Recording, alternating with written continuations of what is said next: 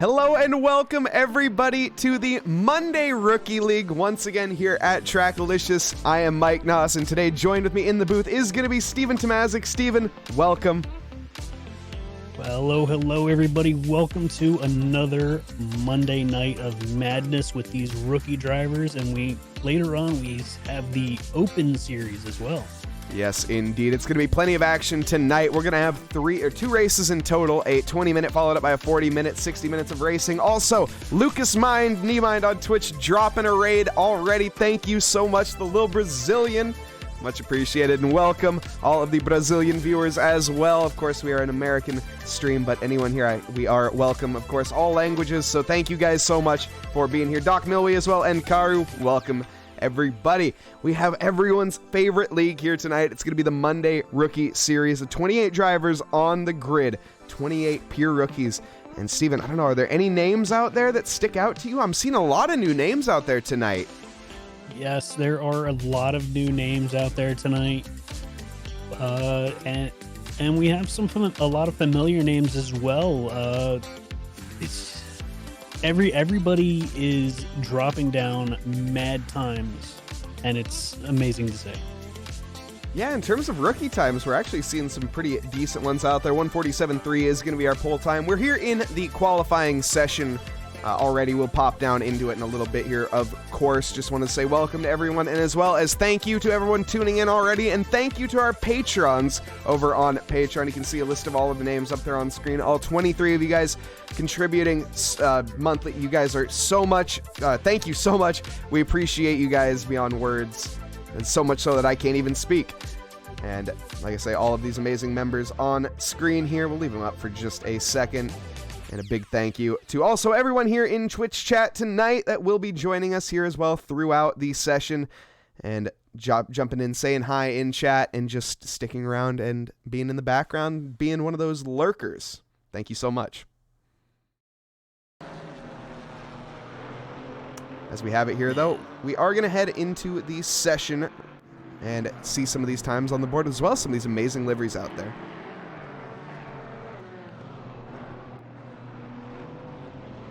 And fun fact that we have learned today, that two drivers tonight are going to be driving liveries that were generated by AI. Yes, indeed. And I know people in chat are probably thinking, what do you mean by that? Well, to be completely honest, I don't know either. But I'll do my best in trying to explain it to you guys in a simplistic term that makes some sense and doesn't basically take away from what this is. So, a amazing driver, Patty Doring, out on track here, you can see, has developed a software, I suppose, where he can make his own liveries through an AI. It wraps the car. It is some new tech out there. As he pulls over to the side, he's given a nice little view. I think you might be tuning into the stream, but yeah, Patty, or he's actually pulling off to the side. Okay, never mind. Being smart. Who am I thinking here? Nonetheless, Patty Doring out there is going to be showing off this, as well as not just Patty, also Gaines Madsen, currently sitting in the pits. It looks like a wolf and a dragonfly inspired livery. Of course, the AI technology, almost terrifying nowadays, Steven. Yes, it is, but it's making for some awesome content, and I'm loving it. Also, and Raleigh Duche, welcome. D. Thomas Snoopy and Jose Guzman asking how his buddy Matt is doing out in the KTM. Matt here currently, P14, coming around the corner here. I can get some times up on the screen. I just realized you guys can't see that. You can see what sort of time setting. 3.8 seconds off the pace as Matt does come around to improve his time. Melanson here, a little bit off the pace, as pole is currently held by Thanasis Lycos, the number 26 Aston Martin, the Ascot Hornet, with Christian De Soto behind. Name, once again, a new name to the TRACKILICIOUS community, if I'm not mistaken. Yeah, and amazingly, Lycos has a pretty large gap between him and P2. It's about 1.3 seconds, so we all know Lycos is a little bit out of the league of some of these drivers, but it's looking really close in that top 6 between DeSoto all the way to Gross. Yeah, for sure. And Jose there saying in chat, happy that Matt joined us after. Also some hydrates. We'll get to that, Jose. I'll get to that now here real quick. We'll humor you.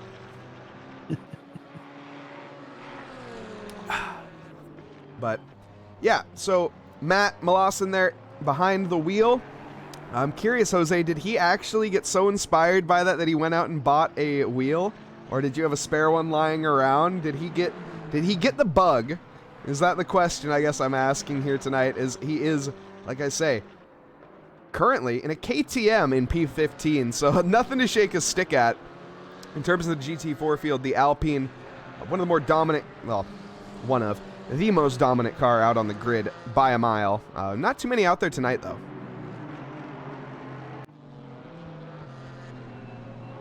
Yeah, looking at it,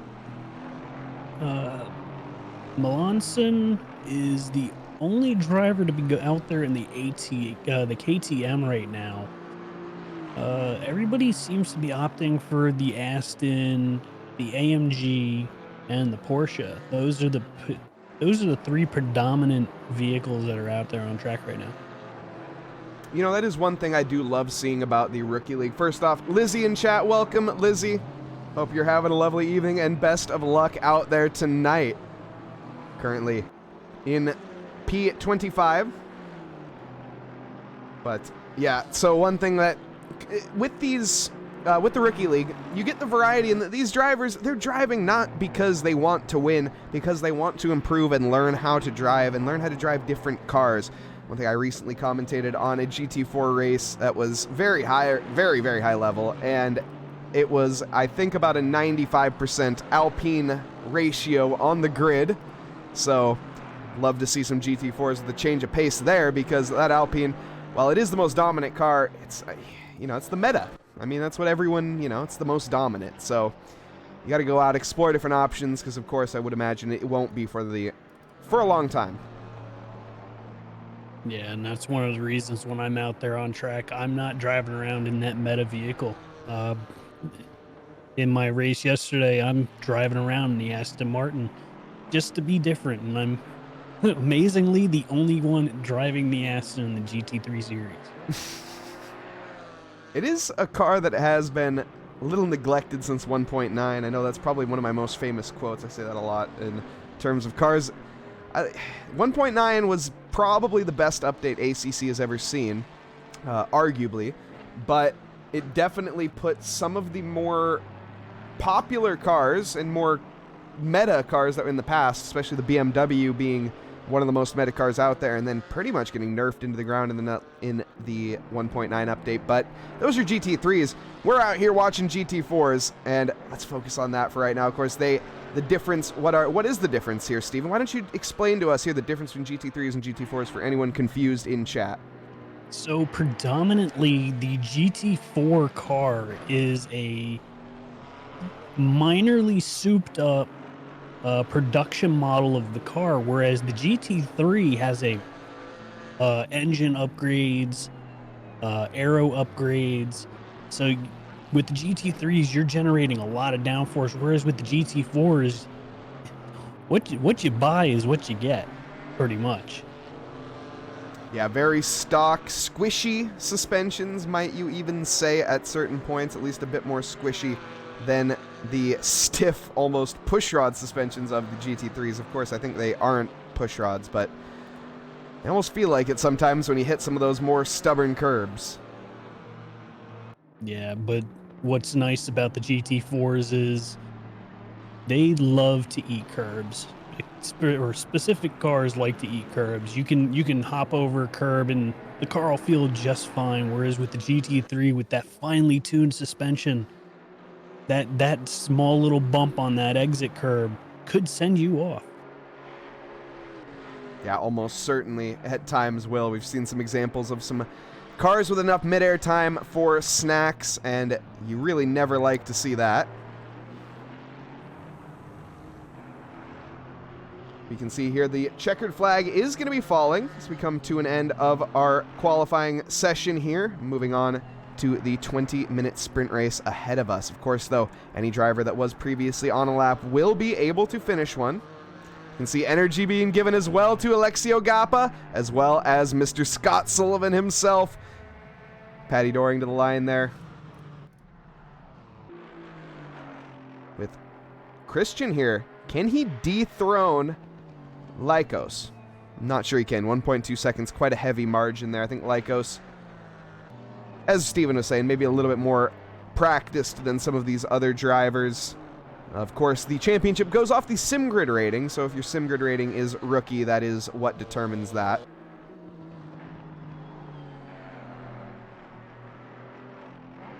Yeah, we do have some seasoned rookies in there. I believe SimGrid has it set up to where seasoned rookies are in their own league from new rookies.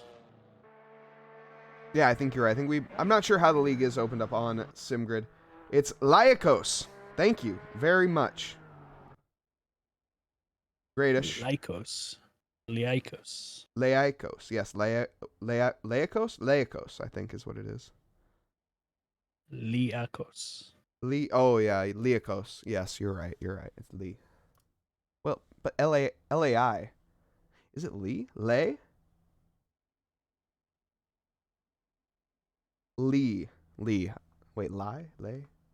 Oh, goodness. Okay. As we bumble through this of the phonetic pronunciation here of Thanasis up at the front, I'm assuming a Greek driver, if I had to guess by the name. A very Greek-sounding name. It is Lee. Lee, okay. Lycos. Okay, thank you so much. It is Greek. Okay, he is Greek, yes. It's a very Greek-sounding name, if I had to guess. Nonetheless, though, why don't we get in here and meet our drivers tonight and try to not butcher the pronunciation. I do apologize in advance, though, of course, to anyone that does fall victim to me in that regard. Starting here in P1, it is going to be Thanasis Lycos in the number 26 Ascot Hornet. Aston Martin lined up next to him. Christian De Soto in the number 59 Porsche. Car I haven't seen out there for too long up at the front. Potts Weaver in the McLaren. The big wins. Unfortunately, not seeing that livery out there tonight with Caio Jr. behind in the Allied Racing, the Brazilian driver in P4. Randy Gross will be 5th fastest in the 5 Motorsports with Mike Patrick in the AMG Black in P6. Lined up here on the 4th row, we're going to have Luke Nelson in the Nelson Motorsports Aston Martin number 19 with Paddy Doring in the AI-generated II livery. Interesting name for that. Jonathan Quezada in P9, the 212 driver, going to be lined up just on that 5th row with Jeremy Cubbage rounding out our top 10 here, the number 33.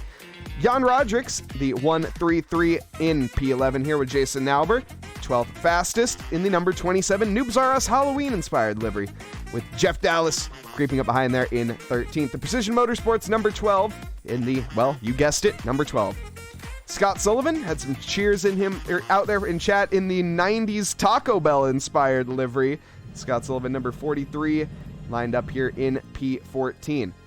Next to him, Alexio Gappa in the number 75 car, Noobs R Us driver out there in the Alpine tonight. Seth Lincoln behind in the AMG Schwede Motorsports. Matt Melanson in P17 in a KTM out of all cars, a newer driver to Simracing, caught the bug after getting inflicted by Jose Guzman. Zane Blisket behind, one of our newest Patreon members actually, is going to be in P18, lined up there on the 9th row with Jeremiah Romano in P19 behind number 999 Alpine Pikes Peak livery. Rally Duce in the Mad Fox Racing, lined up in the top 20 there with Michael Cortez in 21st. Mike Fisher bringing up 22nd with Ivar Felipe in P23. Lizzie Alicea in 24th with Simon Tonkin in 25th. Jäger Karu, 26th fastest. And last but not least will be the Argentinian driver here of Pablo Navarrete. Jam-packed field, total of 27 drivers out there tonight. It's going to make for some awesome racing. Some of our drivers will be starting in the pit lanes.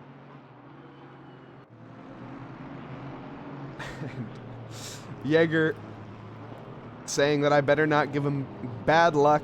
That unfortunately is not in my power, Jäger. And the Mad Fox Racing going to be out there tonight, listening to the stream, I presume, as we talk about him and pile the pressure on. You can see the back of his car says, please use brakes. Let's hope he remembers that sentiment.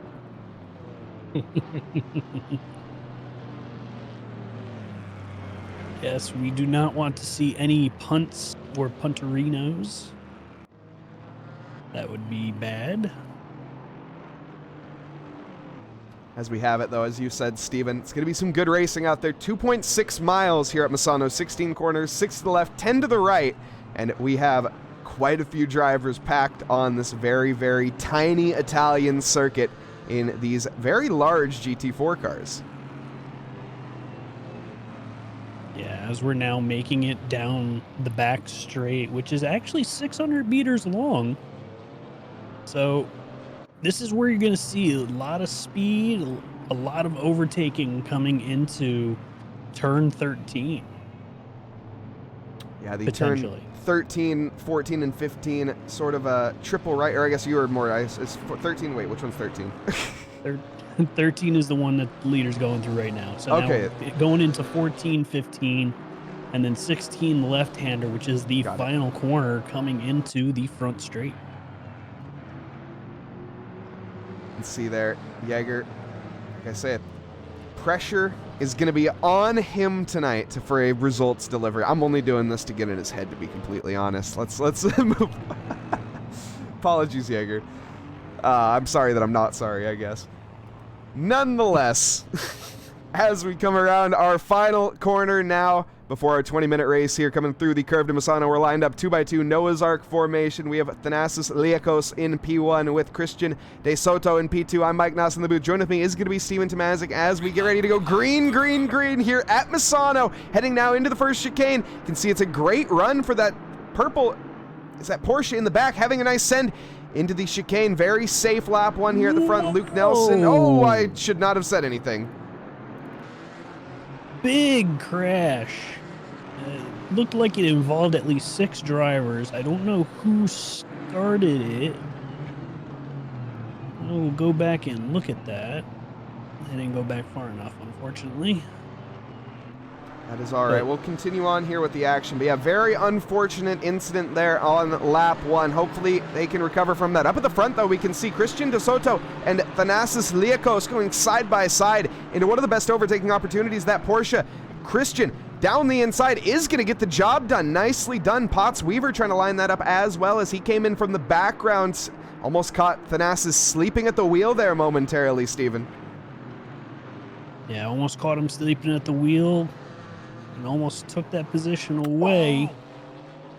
And that is going to be Christian, who runs deep and loses 3 positions in one corner. He took the lead of this race from Thanasis. Thanasis handily gets that handed back to him and like taking candy from a baby. Luke Nelson also is going to claim victim to Christian. He's going to be kicking himself for that start. We also see another driver, Kaio Jr., go by, as well as Mike Patrick. I think there might be some sort of issue here at hand for the number 59 Porsche. Yeah, it looks like he's starting to fall back into the field. He's just falling back. He's now in P7, just getting gobbled up because of that slow exit coming out of turn 10. Nice little 4-way bout here as we come across the line for lap 1. We're following along with Zane Bliskett in the Mad Fox Racing. He is currently behind the wheel of that Porsche, the white Porsche.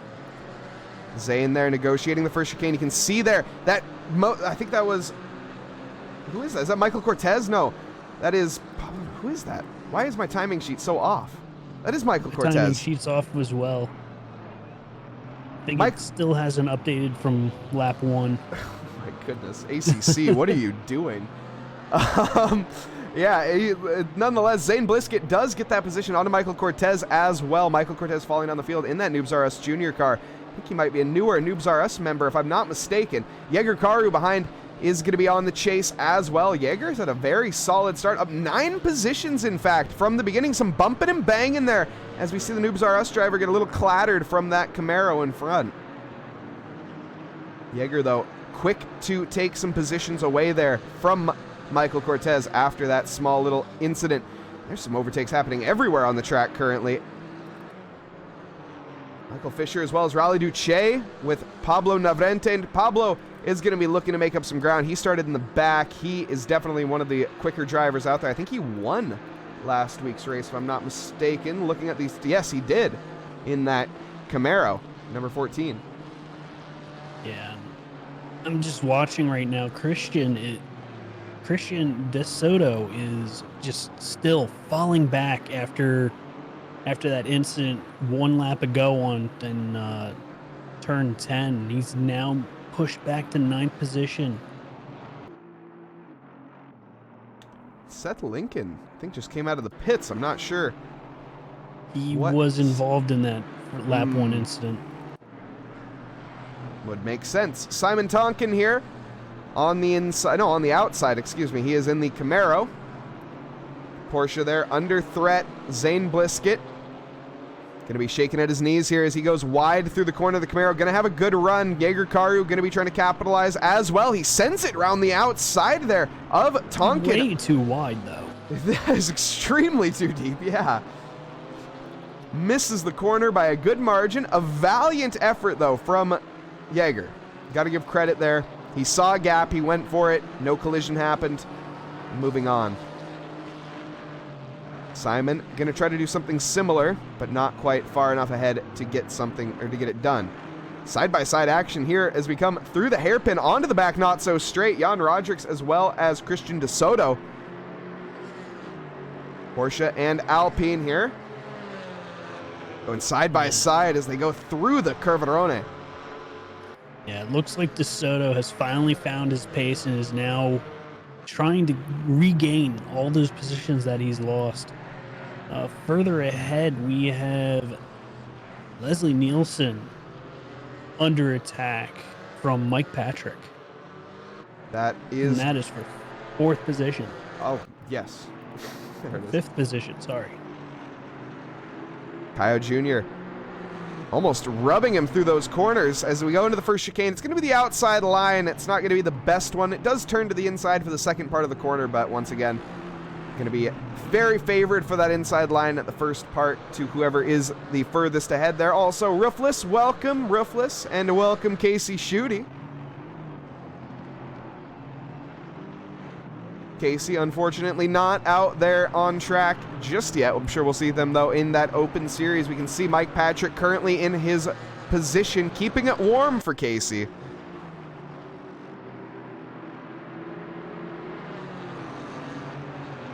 As Mike, though, he is going to be one not to settle for 6th. Going to be going for 5th position here. And Kyle Jr. going to be trying to make his 5th into a 4th.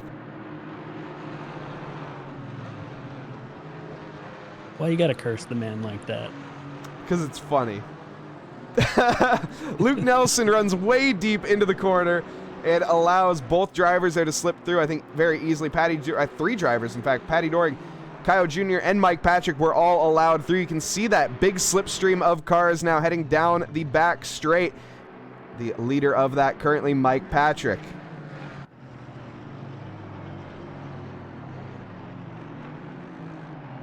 And yes, Casey blaming me for his driving standards. Oh, Rodrix went off. He was in that gaggle of cars coming down the back straight. What happened to him? Oh, just sent it a little bit too hard.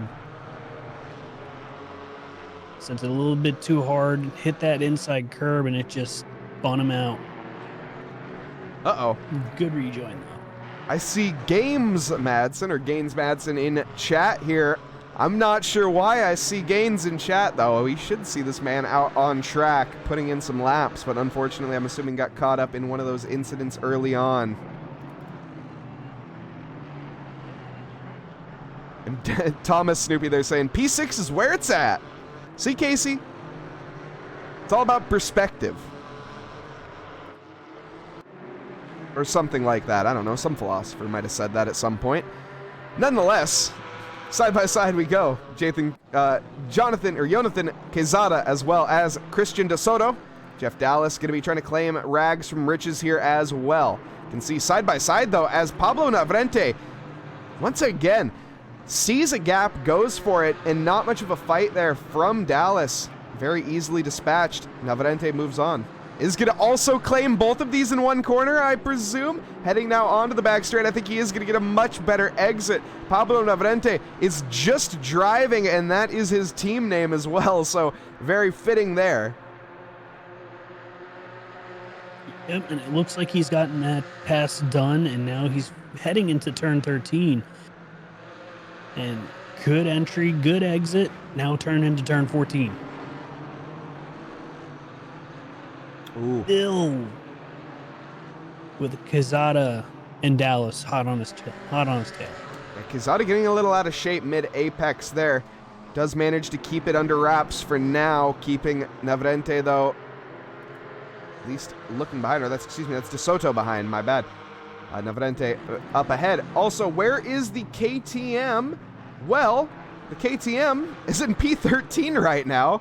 Up 4 positions from where they started. Matt Mawson looking great here to start off with in this race. You absolutely love to see it. Came from the family swap, or not family swap, but a driver. What did we call that event? The family and friends swap. Yeah, friend swap. There we go. The spouse swap race, nonetheless. Yes. The old name for it, of course. The spouse swap race. Matt Mawson did have a great time and did, I think, take the win, if I'm not mistaken, with Jose Guzman. So out on track in the rookie series, going to be putting the times in. You absolutely love to see. Okay, let's pan away. Yes.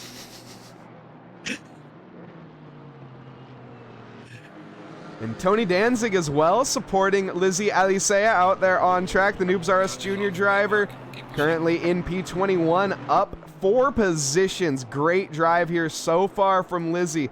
Looking very strong for a good result, potentially even to finish in the top 20. Well, Jaeger Karu here, P15. He didn't want me to curse him earlier on, and though I may have tried, it seems as he's driving very well this time around.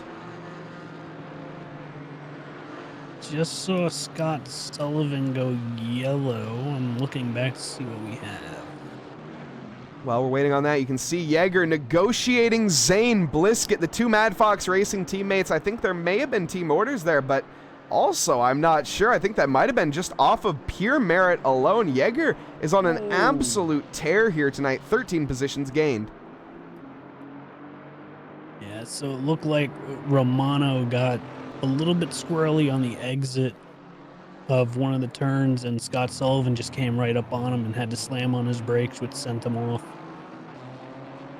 He didn't hit anything, but he was still good. As we have De Soto and Quezada coming together. You can't park there, mate. No, you cannot. Go back and see this one here. So we get a nice helicam shot. The Porsche in front gets tapped. Lovely job there from the number 12 to sneak on through. Jeff Dallas does slip by. So does the Alpine there of Jan Rodricks. But unfortunately, Jonathan Quezada and was that Christian De Soto both having no luck there. And Matt Mawson claims another position. Also, TJ Washed Up Squid, I'm sorry, I saw you in chat earlier and I didn't say anything. My apologies. Welcome, Washed Up Squid. Appreciate you being here, and big shout out to you. One of the greatest emotes for the driver's name as we see Patty Doring and who was that? Luke Nelson. Did they have a simultaneous error? Or did they make contact? I'm not sure here. I think that was a simultaneous error.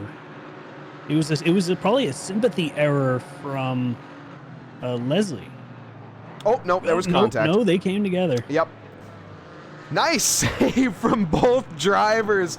Man, and Patty even held the position over Pablo as well. That's so impressive. I don't think he's going to hold it into the first chicane, but nonetheless, a valiant effort as he goes back, but not going to happen. Luke Nelson off again. Yeah, I'm going to scroll back to see what we have going on with this one. We got it on the main feed here, actually. Just too much curb usage on exit. A bit happy on the loud pedal, and, well, pirouetting the wrong way around. It's a very easy thing to do on the final corner here at Misano. You can see this battle between Mike Patrick and Kaio Jr. unfolding. This is for the podium positions potentially, or at least could be later on here. We have 6 minutes 52 seconds. Wow, this race flew by. Yeah, but they both Kaio Jr. and Mike Patrick need to watch out because Navrente is on a stormer. He has gained 18 positions and is now in P6, fighting for this P5, P4 position.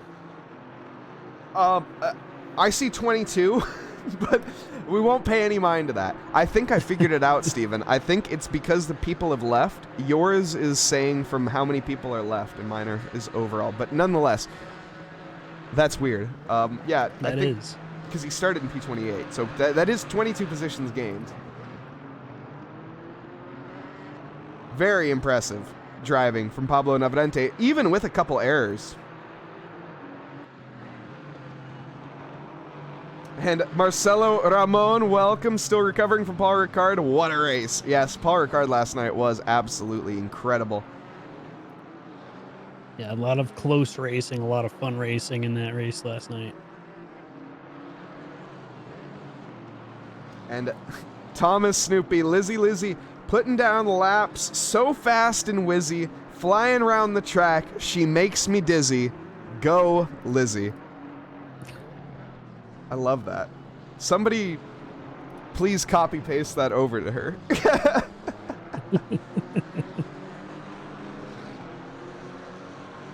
That is great.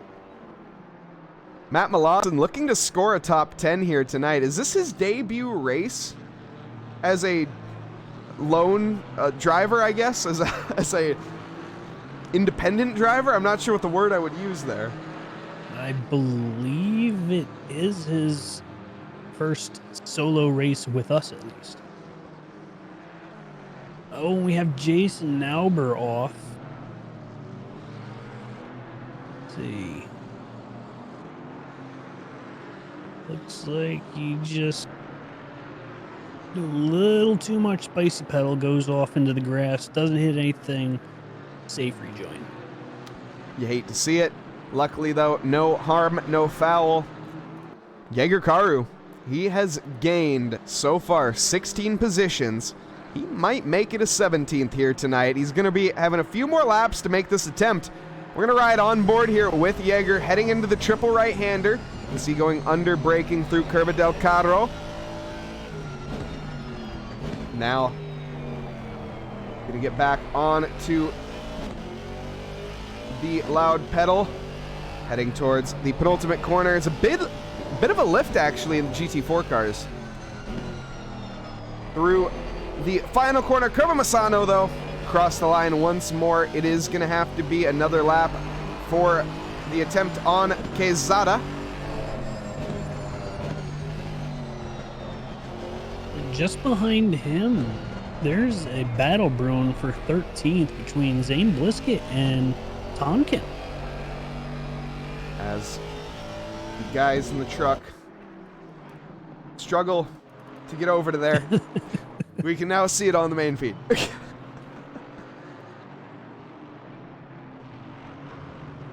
Tonkin, a bit out of shape there on exit. Lapped quicker by a good margin to Zane Blisket last time around the track.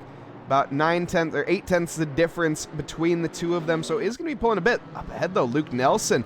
I said that Jaeger was reeling in Quezada. What has happened? Something has happened within the time that we switched off the camera. Luke Nelson is now breathing down the neck of Jaeger Karu. We also have Mike Patrick and Pablo Navarrete So much action here. Navrente just got around Mike Patrick. He took the wide line on entry and got that great exit coming through turn 10, and he just stormed past Mike Patrick. As we have Roderick off again. So we also have a full onboard lap redemption for the closest battle. Whoops. Luke Nelson is by. Jaeger runs deep through the corner that I went on board with. Also, Raleigh Duche with a drive-through penalty, exploring the track limits one too many times here tonight. Coming back around, though, onto the start-finish straight again. 2 more laps left here for Jaeger Karu. Might actually be 3 for him. You can see him on the tail of Luke. Falling behind, though, a little bit. That's going to be Jonathan Quezada in front there. And actually getting closed up quite quickly as Jonathan's struggling here on tires because he is really all over the place. You can see we're going to have to negotiate him next as Luke Nelson actually slips by with ease there. Next up for Jaeger. The top 10 could still be on here. I was maybe counting Jaeger out for not being in that. And you can see, though, Jonathan basically just lets him by.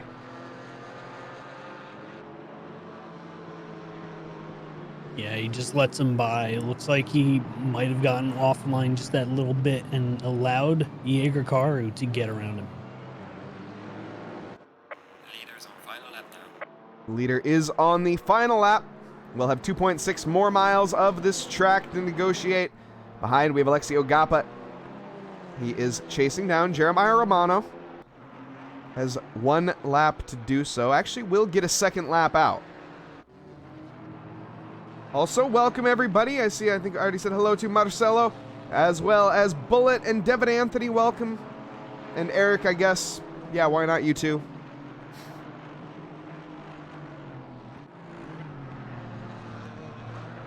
Mike Patrick, currently in 5th. Going for Pablo Navrente here at the very end. Think he can make this happen here, Steven? Anything at this point is possible, but I believe Navrente has a little bit more pace than Mike Patrick. But I'm also keeping an eye on this battle up here for 2nd position. Randy Gross is getting up onto the bumper of Potts Weaver. He's half a second back, but I don't think he's going to have enough time to make an attack. As if only he had maybe 2 more laps, he could make this happen. But as it is, it's going to be very challenging. Barring Potts Weaver making a mistake, that is still possible through the triple right-hander. As well, it's even possible after that, as we saw Quinn Smith, an extremely talented driver, absolutely bin it after coming through the penultimate corner and sending it straight into the pit wall. Shout out to Quinn if you're there in chat. We can see, though, Potts negotiating the triple right-hander. The leader has finished the race. That's going to be Lekos. Comes across for a P1, the number 26 driver, by about 16 seconds. Potts Weaver will be coming across the line, though, for P2 in the big wins car. Not quite a big win tonight, but 1 position gained, and still a podium finish as well for Randy Gross. Lovely top 3 here. Yeah, and this battle right now for P10 is still going on as Jaeger Karu makes the pass on Melanson for that P10 position. We're going to have to go back and watch that again, as we unfortunately missed it on the main feed. Let's see this. Jaeger Karu going for the overtake onto the KTM. Into the top 10. Melanson goes wide, and that allows Jaeger to slip through right into the top 10 positions. Matt, gonna be a little bit upset with himself after that, I think, but still should be more than happy with his result as an incredible drive with a KTM for P11. If he starts to drive maybe a more meta car, I think we will see him up in the time charts within relative short period of time, I would imagine. He seems like he has a natural talent behind the wheel there, Steven. Yes, he does, and just with a little bit more practice and honing in of those skills, I think he could be a top contender. Oh, I see how it is. All right, we'll give you guys what you want. Oh, no! Who ruined it? Jeremy, whoever ruined that one needs to be sacked.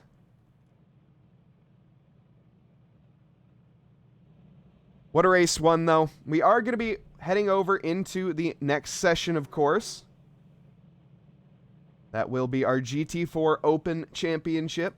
So don't go anywhere, because there is plenty more action to come. And this was the Rookie Series. We're going to be seeing some much bigger names out there on track, Steven, in the next one. Yes. Yes, we will. Also, if we can get our 3 podium sitters, Thanasis Leakos, Potts Weaver, and Randy Gross into the green room, that would be lovely. While we wait for that, we'll get some replays up in the background, as well as head back to the booth.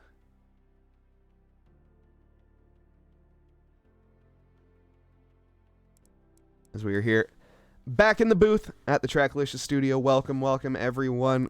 We're getting some replays up for you guys to see. And wait for those lovely interviews here. Let's see. Anyone pop into the green room just yet? Not just yet. It'd be too easy if they did. Way too easy if they did.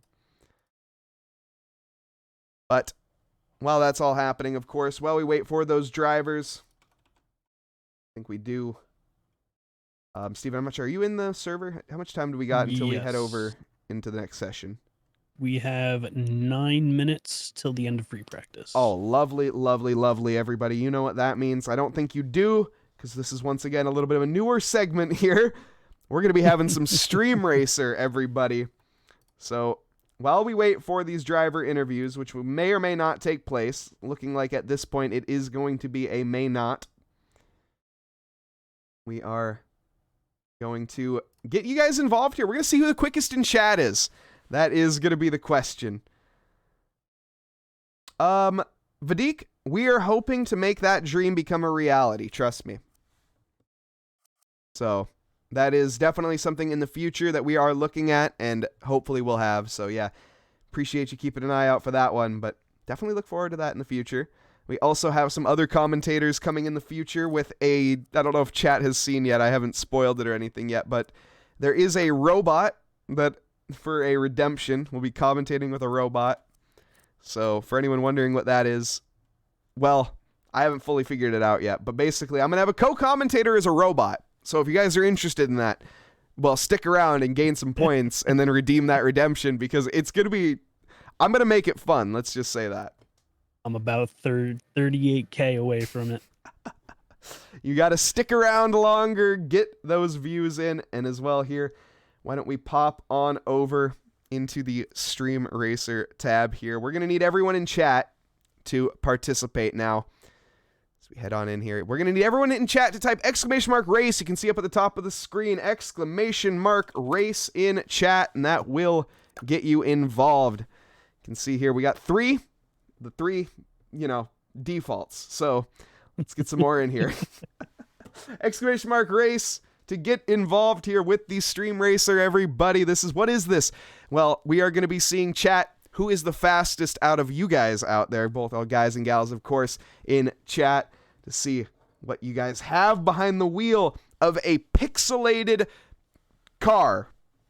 Not much special beyond that, but !race if you guys are interested. Like I say, make sure you guys get in there. And to answer your question last night when you were asking what happened to me in this little race segment, I was too busy driving the actual race car that I could not keep my eyes on the track. It happens in the to the best Stream of us. Racer. I understand, Steven. It happens to the best of us. It happens to the worst of us. Mostly the worst of us. But nonetheless, we got 9 drivers. Come on, guys. We got 9 people in here. Let's go. !race in chat. You can see up at the top of the screen, top dead center. I don't know if you can see my mouse cursor. I don't think you can see my mouse cursor, but still. I'm going to hit start here. You guys have 1 minute to get involved as the countdown begins here. As well, let's take a look at the Discord. Note, we have no driver interviews here tonight, unfortunately, for you guys, at least in this race tonight. We do, of course, have our GT4 open, though. We'll just pop up real quick All the Patreon members, yes, exclamation mark race. I can't pop up the Patreon members. I don't have it on this tab. I'm an amateur. My bad. I also have my camera reversed on this tab, so wait, do I? No, hold on. I'm just crazy. We're fine. Everything's fine. 25 seconds for exclamation mark race. Until we get into the stream racer here. But yes, welcome everybody. First time chatters, Flex Shot. Hope you're having a lovely evening, afternoon, or morning. I think we also had a follower. We had Nick 303033 in for the follow. Thank you very much, as well as Johnny Rico and Navy SEAL 1171. We are going to get into this chat. Let's see who is the quickest with the. We've Rally Duche starting on pole position. Karu in the back here. It's going to be a smashing start for Beachley as he gets off chasing Rally Duche. It's a big pile up as well as the cars go 2x2x2x2. Noah's Ark formation. Off the jump they go. There's bumping and banging in the air as they go through. Lovely move. Karu is gone. He has actually checked out of this race while both me, Steven, and TRACKILICIOUS have decided to have Steven. Steven, your people need you, dude.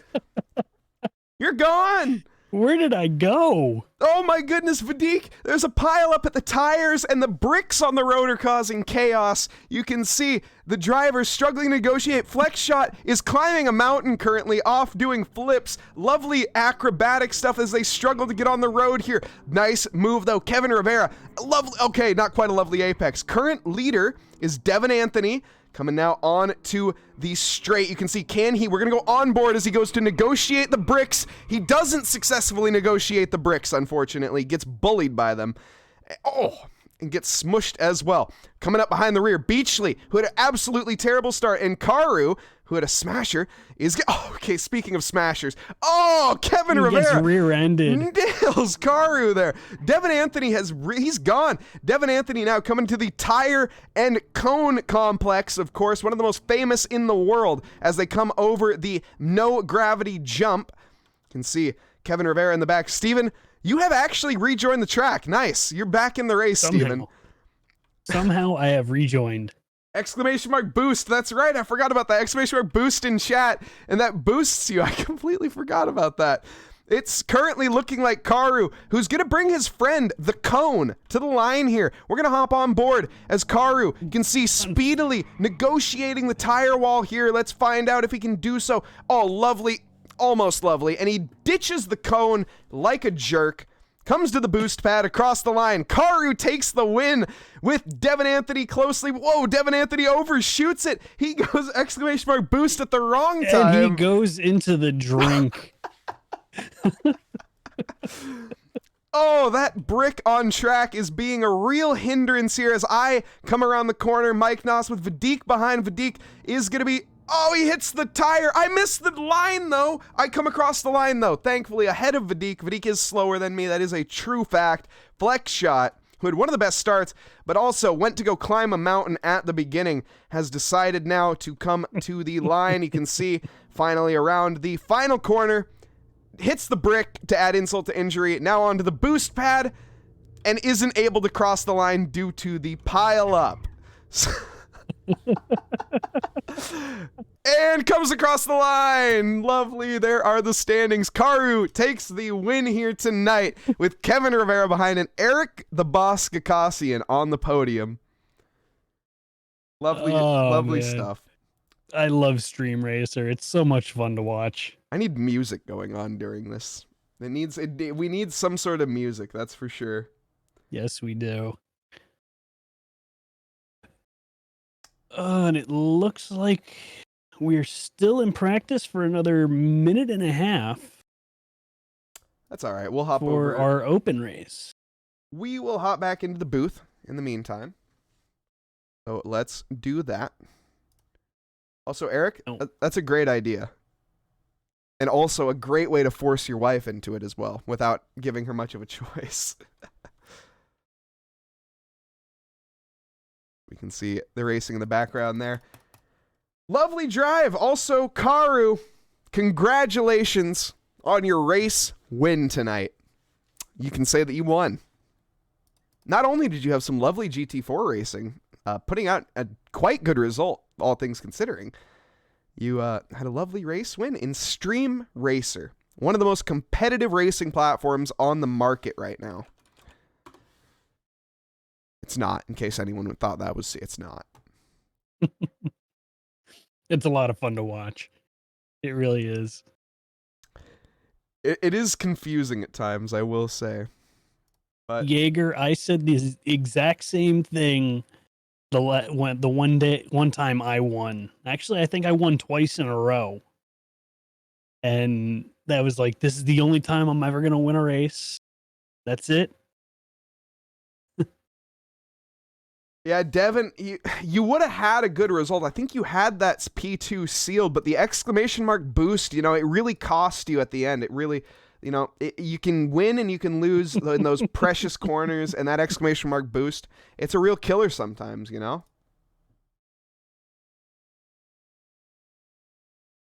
In Raleigh, yeah, finally top 5. Flex shot, dead last, figures. Hey, man, you were too busy out climbing mountains while these guys were out on a track having some serious racing over some zero-gravity jumps and negotiating bricks on the track. So... Hey, I shot myself off, far off into the distance. I don't even know what the heck happened there, so... Yeah, I'm not completely sure what happened. Steven with a decent recovery drive as well, after getting yeeted into the stratosphere, coming back to Earth and managing to have a decent finish. And Devin, there he goes, blaming the lag. Already, yeah, it was a delay. Yeah. We've heard it before, Devin. We've heard it before. Just excuses. Like I say, Stream Racer, one of the most competitive and cutting-edge platforms out there for sim racing. Devin just not quite able to hold up to the pressure, you know? I think that's really what it says. Nonetheless, enough ribbing on Devin Anthony, as he does have a race to contend with tonight as well, I'm pretty sure. Why don't we hop down into the session and get ready to see these drivers head out onto track for their next qualifying session. Yeah, and so far, right now, we have a wet practice session, so well, it's going to make for some interesting racing coming up in this next session. Yeah, almost certainly. I hope these conditions carry over. They don't, unfortunately. We do see a green track and a night qualifying, which means the cameramen got to change their lenses, everyone. You know the drill. Lovely. Can see once again all of these incredible liveries out there on the grid tonight. As we have 1 minute due to setup changes, why don't we use that minute to just walk down the grid a little bit here and see some of these. You can see the Vitaphone livery. Okay, well, you know, they have 1 minute for setup changes, but they can go to the line, so they're going to ruin my camera shot, but that's fine. Why don't we even get a little bit of a blank HUD up in here, make it more dramatic. It's too bright to be dramatic, but still, you can see drivers putting in some amazing work. That is one of the things about sim racing that I absolutely love is real life racing. The drivers, they don't get to paint their cars. Here in the sim, though, they do. Unless your name, though, is Patty Doring, and then in that case, you have an AI-generated car, which, you know, is kind of cheating, but hey, who am I to judge?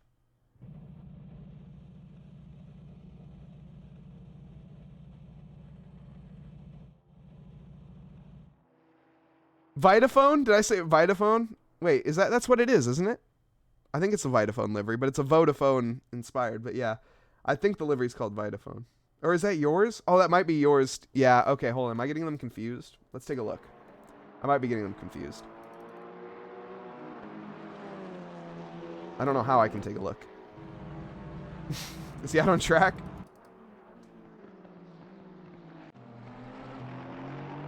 We'll find out. Eventually. It's the Intercontinental Racing Vitaphone. Okay, so it's the Intercontinental Racing. And it's Vitaphone? Not Vitaphone?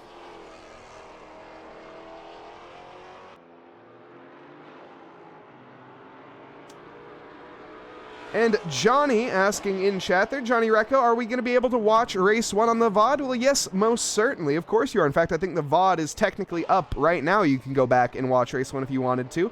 But why would you want to do that when you got race 2 ahead? You can always go back and watch later. Of course, these will be available on YouTube as well when I remember to hit the publish button.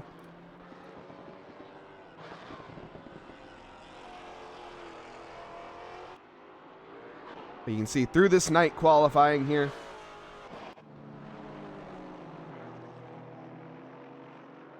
We have drivers getting ready to start their first lap. In fact, I think drivers are starting their first lap. Kevin Rivera will be the first one to go green here tonight. And could you pop back into a server for race 3?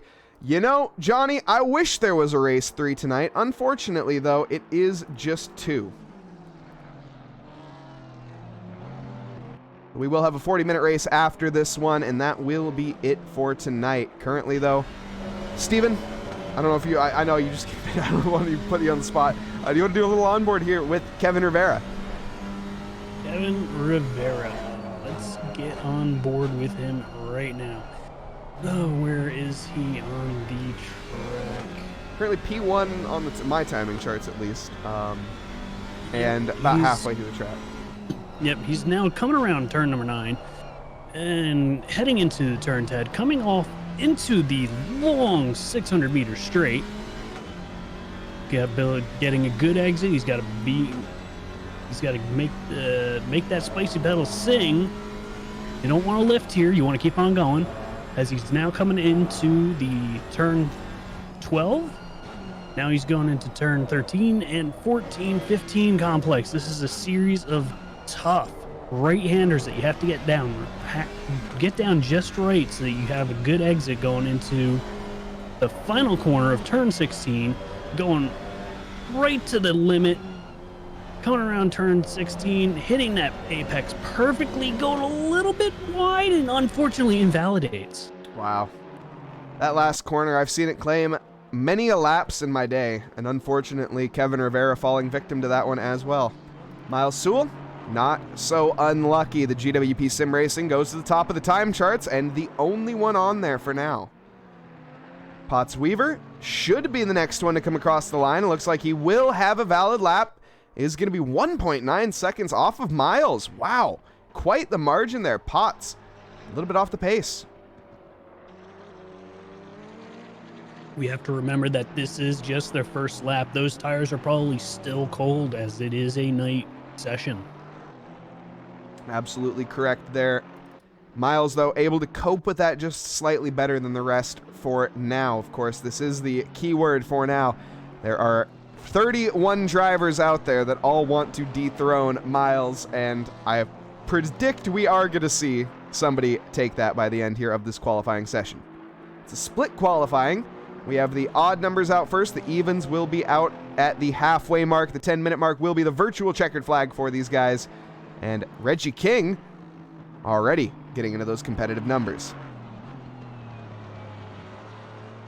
Yeah, he's within 9/10 of a second of Miles Sewell, but we still got plenty of other drivers out there right now that are working to get their tires warmed up, get that phenomenal lap in that pushes them to the top of the time charts.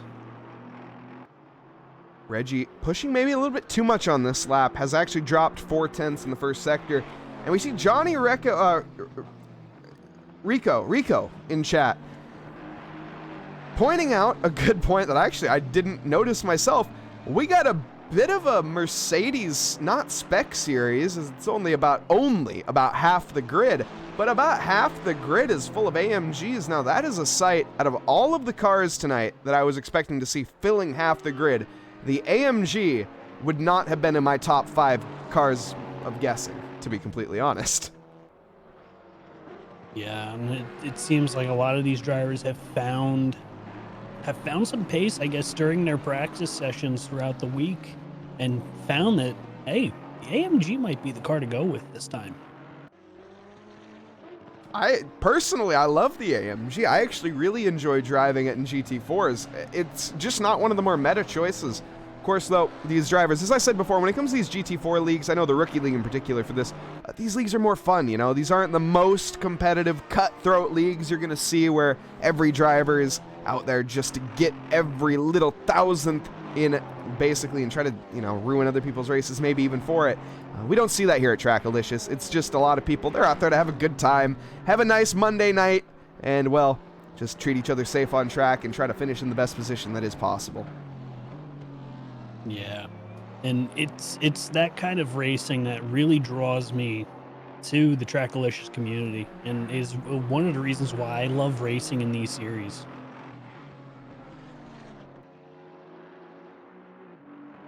Also, Soda Pop saying, imagine being the 212.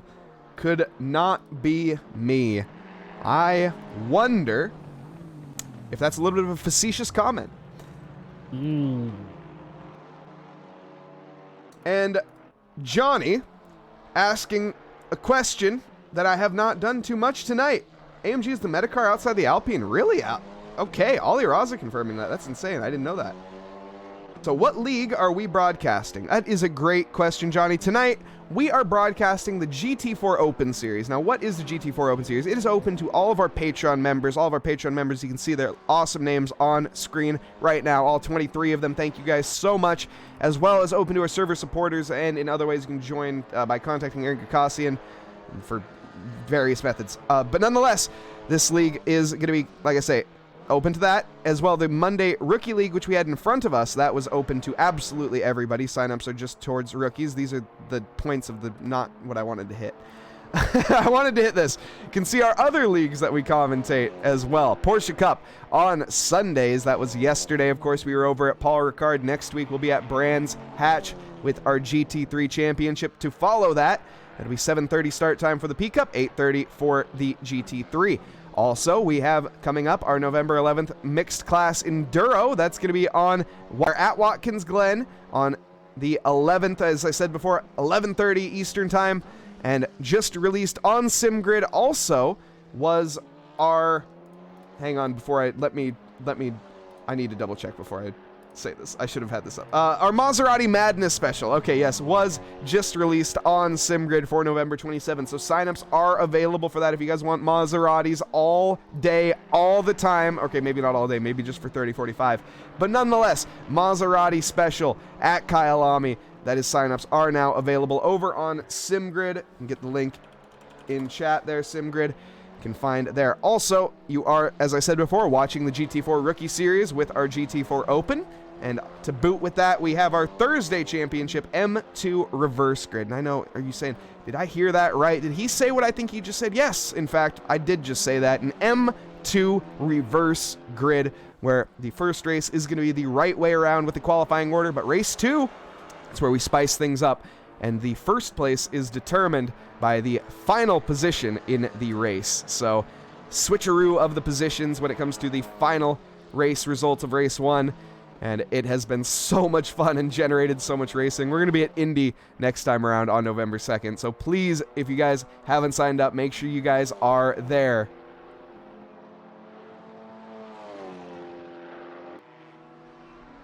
Yeah, that's looking like it's going to be a...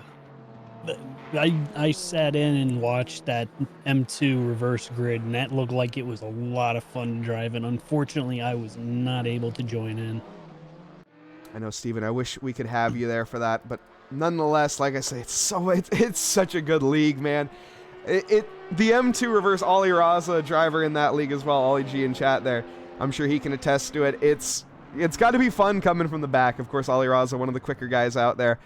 Is typically starting at least up in the front pack in the first race, but towards the end of it, you never know. By the second race, anything can happen in racing, and it normally does.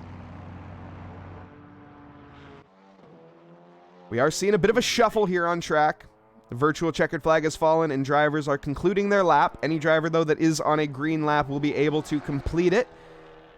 We see Neil Kerbel invalidating on the final corner. P3 is all it's going to be for now. But we have the evens coming out, and the pull-ups, Big Kids Now Racing of John Hawley. He's going to be the first one out on track.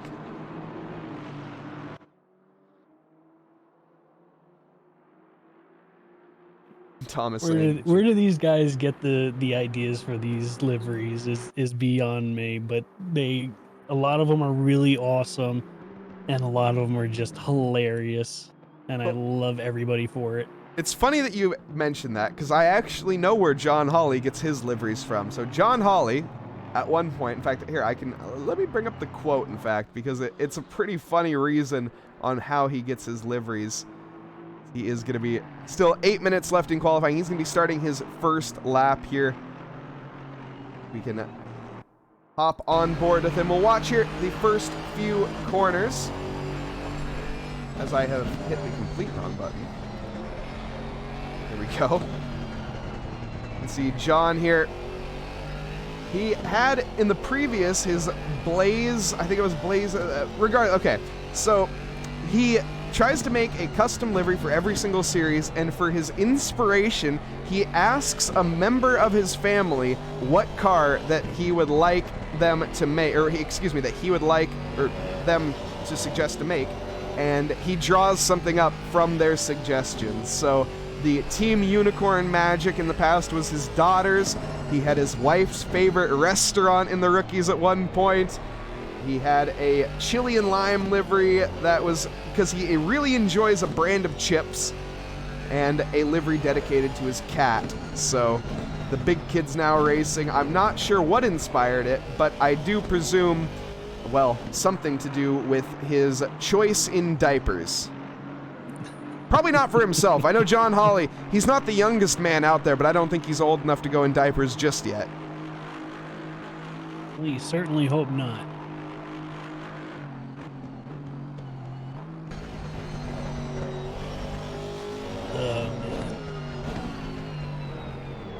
Oh, getting out of shape there through Del Carro. That will hinder his lap time, no doubt.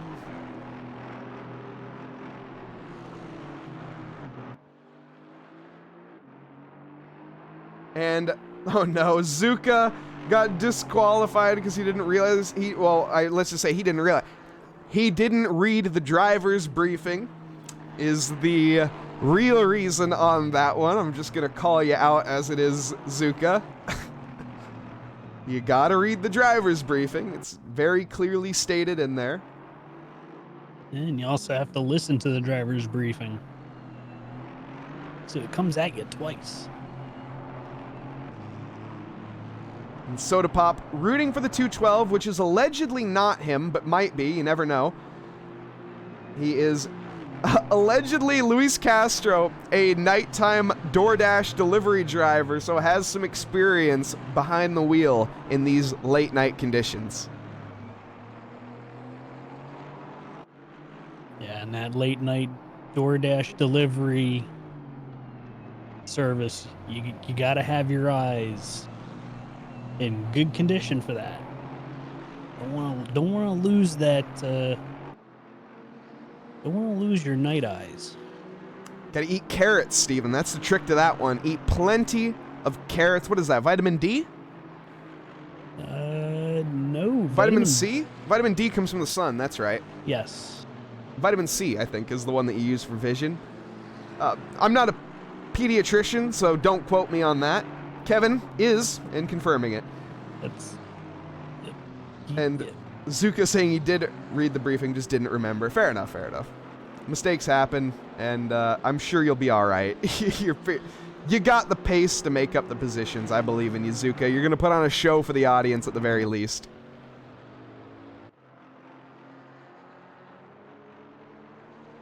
And Kevin immediately confirming that he is not. Look, I just wanted to put you on the spot. That's all. What if you were, though? What if you were? That would have been cool.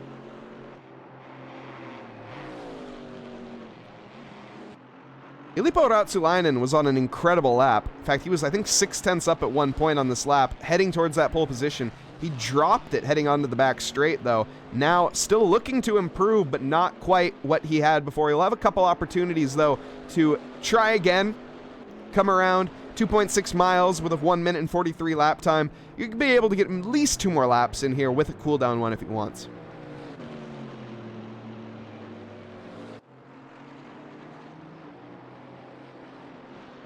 Zuka, like I say, just always say you're doing it for the fans.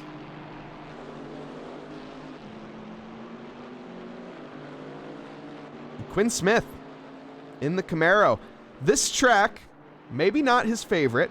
He has, I think the last time around this track, ended up in the pit wall.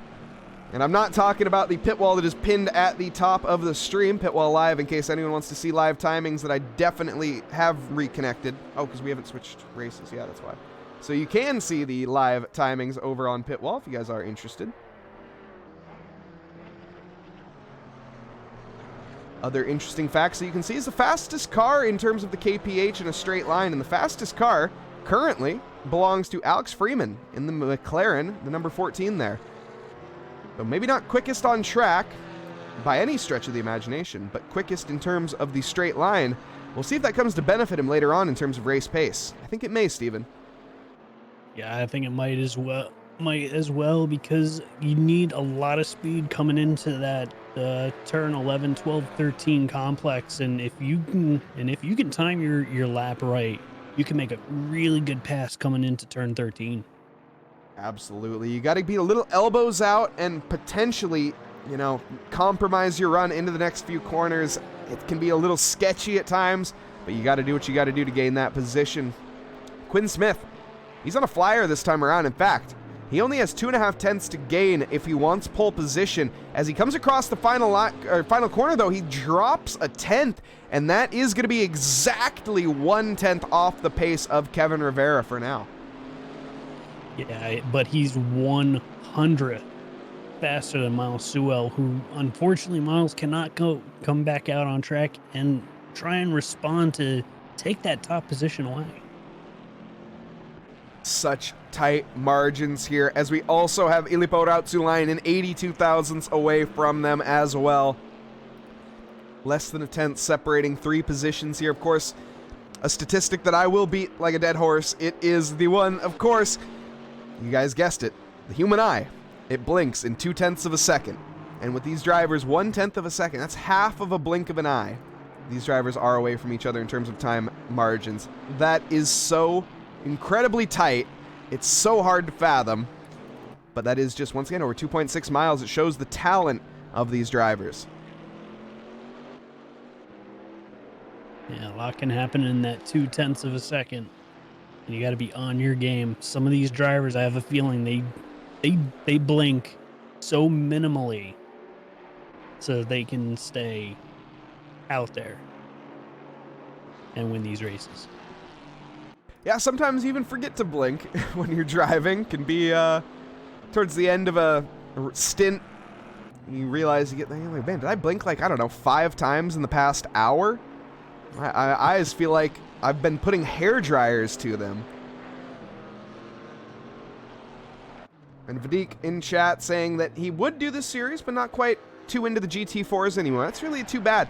GT4s are extremely fun to drive, in my opinion, and really are a testament of skill, because they can show the difference of, or at least in terms of the feel, the pure mechanical grip. These are much more similar to driving your road car, basically. These are souped up, glorified road cars compared to a GT3, which has all those aerodynamic, mumbo jumbo, the invisible nonsense that puts you onto the ground and stuff like that. I don't know how all that works.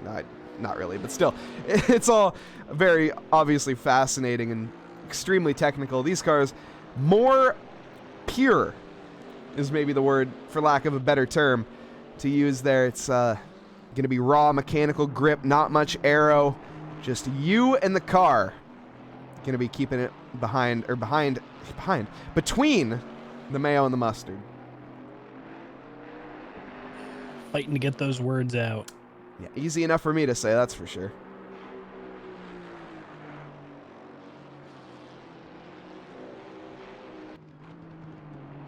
As we have a few more cars out on track, but the checkered flag has dropped on this session, so if you're still on a green lap, you are in contention to better yourself on track. Ilipo being one of those drivers, and with a few more corners to negotiate, is he going to improve? He doesn't need much improvement fact, he only needs 82 seconds to gain 2 positions. As he comes to the line, though, it's going to be no improvement. Dead even with his previous lap. And, well, that is, in fact, actually literally dead even with his previous lap. And, Kevin, you should do a GT4 commercial with those words? Yeah, no. George Elmer in the Simnut Racing slipping and sliding through the final corner there with Casey Schutte behind. Currently, George Elmer in P9 comes across the line. It will be P9. Casey Schutte also on an improvement. Goes to P6. Look at that, Casey, in his home position.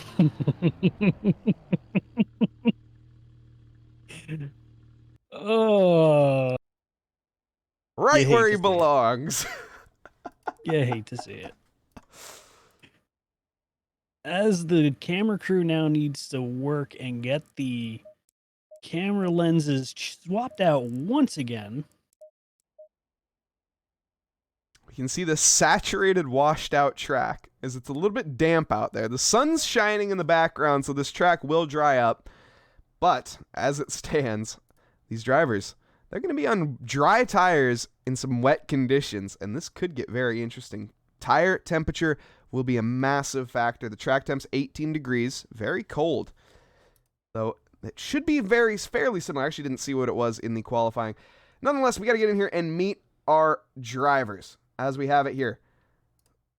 Starting in P1, up at the front here, it is the Noobs R Us Alpine, the 419 here of Kevin Rivera, starting off here in the front row. Next to him, Quinn Smith in the V8 Racing, and the big ol' Camaro lined up in P2. Miles Sewell, third fastest in the second row there in the 503 AMG. Next to him will be Ilipo Rautsulainen, who almost had a pole position lap, but unfortunately wasn't able to put it together at the end there. P4 it will be on the second row for Ilipo. Luis Castro in the Aston Martin in P5, the 212 driver next to Casey Schutte in row 3 as well. The AC/DC inspired livery, the Reckless Racing GT4, and his home position P6 for Casey. Neil Kerbel, 7th fastest next to John Hawley, who will be in that 410 Big Kids Now Racing in the 410 AMG, 8th fastest. Tony Danzig in the Noobs R Us Halloween inspired livery there. Going to be 9th quickest with George Elmer rounding out our top 10, the number 22 Simnut Racing Alpine. Reggie King, 11th quickest with the Napa AMG in the 111 and P11, fair enough. Casey Swanseeger in P12, the number 84 Noobs R Us driver next to Potts Weaver in 13th. We have Professor Kenotis in the T-Swizzle 2022, number 42, out in 14th position next to Devin Anthony lined up in 15th. Row 8 belongs here to Randy Gross. Next to him, Kevin Johnson in P17. Scott Sullivan will be lined up in 18th. Jeff Dallas, 19th quickest in the Precision Motorsports, number 21, with Alex Freeman rounding out our top 20. Justin Beachley in the Beach GT, the number 18, very colorful livery, in P21, with Andre Alex Afonso in the Vitaphone Intercontinental Racing Maserati, the Portuguese driver. Going to be looking to make some positions here with Mike Burkhoff behind in the KTM as well. Another KTM on the grid. I think we saw one in last race. Another one here in this one. 23rd quickest it will be, though, for Mike, with Alexio Gappa in 24th, with Adam King trailing 25th position there in the number 2 AMG. Chris Laronde in the Apex Alpha, the number 317 in P26 with Zane Bliskett in 27th, Caleb Dimmock in 28th, Aaron Miller 29th quickest, Jaeger Karu in 30th, and Zuka Vinar, who unfortunately was disqualified out of sequence there in qualifying, will be starting last but not least. Vitaphone. Thank you, Vadik. That one's going to be tough to remember because I've thought it's been Vitaphone for my entire life.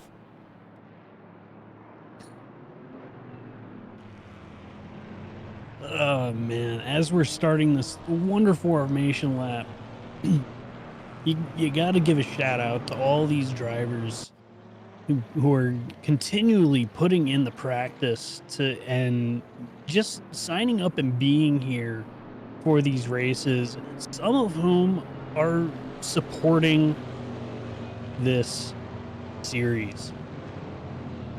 Yes, indeed. Big thank you to all of the members that are supporting it. Great segue, Steven. I love it. You can see all of our awesome Patreon members on screen here. Jason Provolone, George Elmer, and friends as well. I won't read all 23. And yes, once again, I'll leave them up here just for a second. Thank you guys so much for participating. If you guys are interested, !Patreon here. Did I spell it right? I did. You can find a link there if you guys are interested in supporting. A big thank you in advance if you do. And like I say, your support here at TRACKILICIOUS really pushes us and make us want to do bigger and better things, and always improving here and trying to make racing great for everyone here involved. Yeah, another thing I cannot stress enough is not only commentating these series races, but also taking part in these series races. This community is phenomenal. They're always willing to help out whenever you ask, and it's just great. You know, I joke with Casey Schutte here about P6 because I have somehow, unfortunately, doomed Casey Schutte into P6 for the rest of eternity. I don't know how I managed it. But talking about drivers that are willing to help, and very talented drivers at that, Casey Schutte is somebody, if you ask him, he will help you out with anything. I'm also just probably gave Casey a lot of homework, but nonetheless, he's just an awesome guy. Just a big shout out there to Casey Schutte. Like I say, I joke, but I am only joking. So, as we have it though, 2x2 Noah's Ark formation coming around the final corner curve of Misano. Kevin Rivera on pole position, Quinn Smith in P2. I'm Mike Nause. In the booth with me is going to be Steven Tomazic as we get ready to go green here at Misano. Flash of the headlights as we get ready. A little good luck from Luis Castro, and we are green, heading into the first chicane now. It's going to be a smashing start for the Camaro in P2. Quinn Smith is immediately taking the lead, but only just the Alpine able to get late enough onto the brakes and keep that position. We see Miles Sewell, though, creeping up behind and trying to steal that position from Quinn. Will be the inside line for Miles. Will he have the run behind Illipo Ratsulainen and Casey off, but that is going to be our P1 off, rejoining 3 wide into the double right-hander, excuse me. Illipo Ratsulainen makes contact. Kevin Rivera getting swamped a little bit. He is going to hold on Luis Castro with some bumping and banging, and Steven, definitely not a clean lap one here for Kevin. No, it is not, but we also had a big pile up coming around turn number 5, I'm sorry, which involved a lot of cars that were in the back, and unfortunately Reggie King being one of them, getting spun around, pointing in the wrong direction. Absolutely hate to see it. Nonetheless, we are still green up at the front with some very tight racing as we see a big send there. I think that was Tony Danzig in the Noobs R Us going for Casey Schutte in P8. The Reckless Racing GT4 under pressure currently and feeling it as I would imagine that front end of that AMG is going to be breathing right down the neck of Casey. Casey, though, as well, right behind Neil. You can see there that AC/DC Porsche, the Reckless Racing GT4, is off a little bit wide. And way wide, in fact. That's going to compromise the run. That might even give the position here to John Hawley, as John Hawley is going to be trying to take his opportunity down the inside. Just enough room for John Hawley. In fact, barely even enough room for him. Isn't going to get it done, though. Casey manages to hold on to it for now.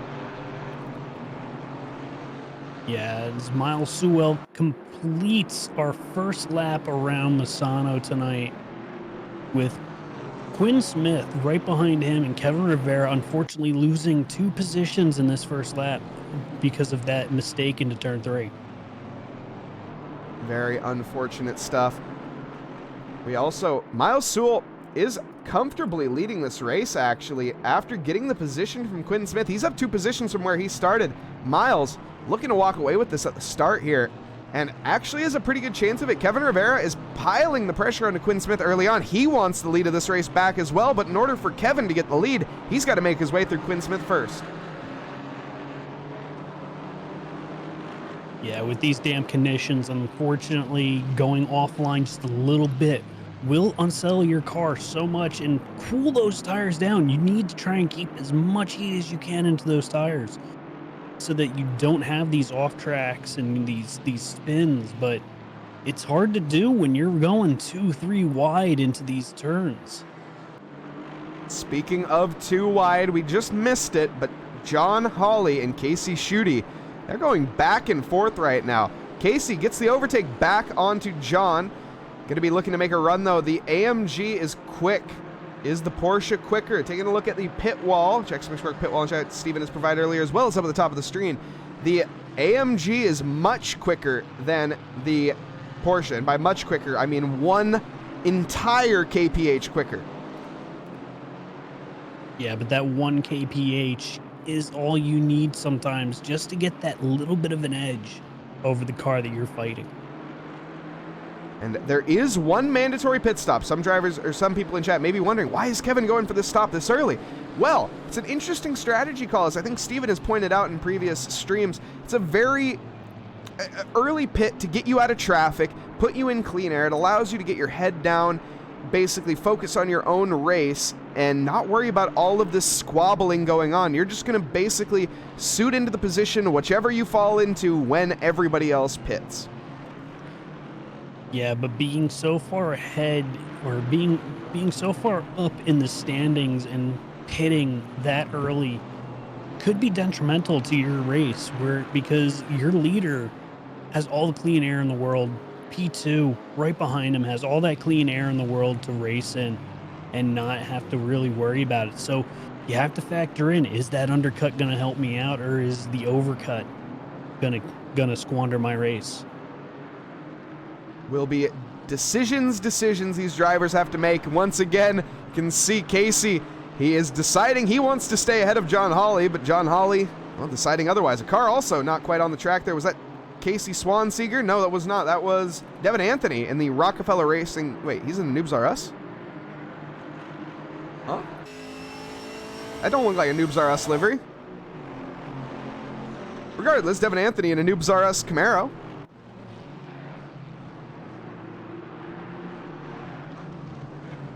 John Hawley, though, going to be feeling some impatience, and Tony Danzig up ahead is going to be feeling the pressure as well. Casey Schutte in that Reckless Racing GT4, the 444. He wants that position. Now you say, why does he want P6 so bad? Well, that's his home position, everybody. I've said it before, I'll say it again. Come on, Casey, get that P6 and bring it home. Casey, you want to get that P4, man. Let's go get that P4 done. Gotta send those good vibes over there towards Casey Schutte. But in the back, so looking into the further reaches of the standings, we have Randy Gross going after the bumper of Aaron Miller, but he is followed closely behind Scott Sullivan, Zane Blisket, and Dimmock. All vying for this P19 position. Yeah, Aaron here definitely under some big pressure from Randy Gross behind. You can see the pace is there. Randy even went off the track in those first few corners in that double right-hander that allows, or that would have allowed Aaron to walk away if he had the pace, but you can see Randy closing it back up immediately and is gaining. What a send behind Zane Blisket. A little bit deep into the corner, a bit of an opportunistic move potentially, but he is going to carry on. Of course, Zane Blisket, our newest Patreon member, thank you. Huge send from Randy, as Aaron actually, I think, didn't fight that. Yeah, a little bit further up in the field, we have Chris LaRonde getting around Adam King for that P17 position. Made it look real easy, but Adam King's not letting him get away. See if he can stick with him in that rearview mirror for an extended period of time. 32 minutes left to go. Doesn't need to get the overtake done immediately, though it would be nice. Also, Eric, giving energy to Tracky Claus. Is that what that says? Eric, you have an inside joke that you have created for yourself that you think is hilarious, but I don't think anyone else gets it.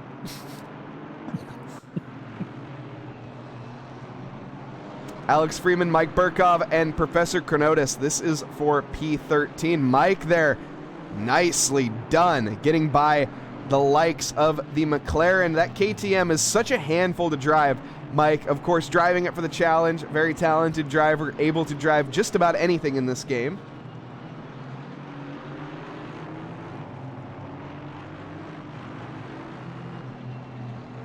All right, so heading further back up into the field, The battle for P2 is starting to light up as Illipo routes the line and is wearing a hole in the bumper of Quinn Smith, with Luis Castro right behind and Neil Kerbel just once again sitting back there waiting for something to happen just so he can pounce on it. And speaking of pouncing, are we going to see that outside line is being taken for Illipo? You can see he has to lift in a flash of the headlights behind from Luis Castro saying he's coming in, but I don't think there was room for Luis, and he kind of saw that a little bit late. Late on the brakes goes Luis onto the outside. That should not be any chance for him to get that done. He sticks with it, though. Neil Kerbel as well, going to be opportunistic, looking to make some moves as well in that Kerbel race program.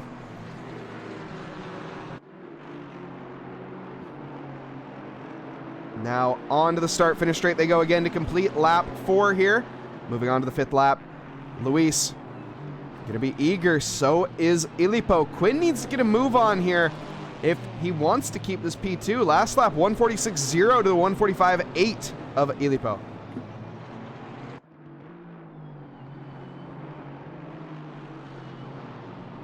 And Eric asking, where is Rivera? That's a good question. Rivera is doing what some other drivers are doing currently, making their pit stops very early. Kevin Rivera is currently in, let's see, he's going to be pretty far down there, P28. He is in P3 out of the drivers that have actually made their stop so far. He got into a little bit of bumping and banging early on that kind of pushed him down the grid, and actually with an abysmal stop, being stationary for actually a reasonable amount of time. I'm not sure how he ended up behind Justin Beachley and Zucavina. Yeah, and now that the track is starting to dry, we're just getting word from race control that the track has gone from green to fast. So we're going to start seeing faster lap times from these drivers as the track continues to rubber in and optimize. Temperatures are still a little bit on the lower side, so the crew chiefs need to take that into account if these drivers are looking to make a tire change. Yeah, with a 25-second stationary mandatory time with a 5 seconds additional tire change. We'll see what these drivers do decide on here tonight. In a 40-minute race, I do predict most drivers to keep the set of boots that they were working with. Though looking at the stop times, I'm not sure that's what we have here tonight. In fact, I'm not even sure that's what the pit strategy is here tonight. No, looking at the stop times, it looks like every driver who has gone into the pits has gone for a new set of boots. Misano, a higher tire wear track, so that could explain that decision, but wow. Up here in the podium positions, we have an absolute fight on our hands. Illipo Ratsuline and Luis Castro, Neil Kerbel, and Tony Danzig may even be joining us soon. Quinn Smith under threat from all of these drivers. And Thomas, also, I'm totally stealing what you said earlier there. That was great. Oh, wait, it rhymed. John Hawley has made the move on Kevin Johnson for that P8 position and is now attacking Casey Schute's rear end. Casey's still trying to get back up into what you call his home position. Unfortunately, is just slightly off pace to Danzig.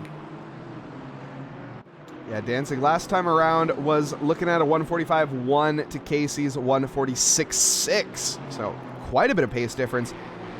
Checking in though, keep an eye on this. You can see these two Camaros, but the Aston Martin is eager. Luis Castro, you can see, trying to make a nibble around every single corner. Though Quinn taking some advice from Miles, as Thomas Snoopy has recently become a poet, and firmly planted like a tree is the 503. So you definitely, I liked your Lizzie one better though, I gotta admit. The Lizzie one was much better than that one, Snoopy.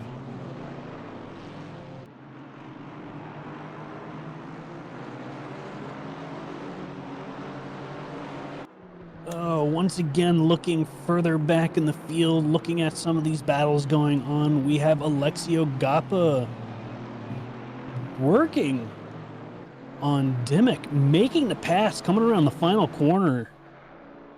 Good job for him, moving on up in the positions as we have Devin Anthony going off, unfortunately, and taking the tow back to the pits. Let's see what happened.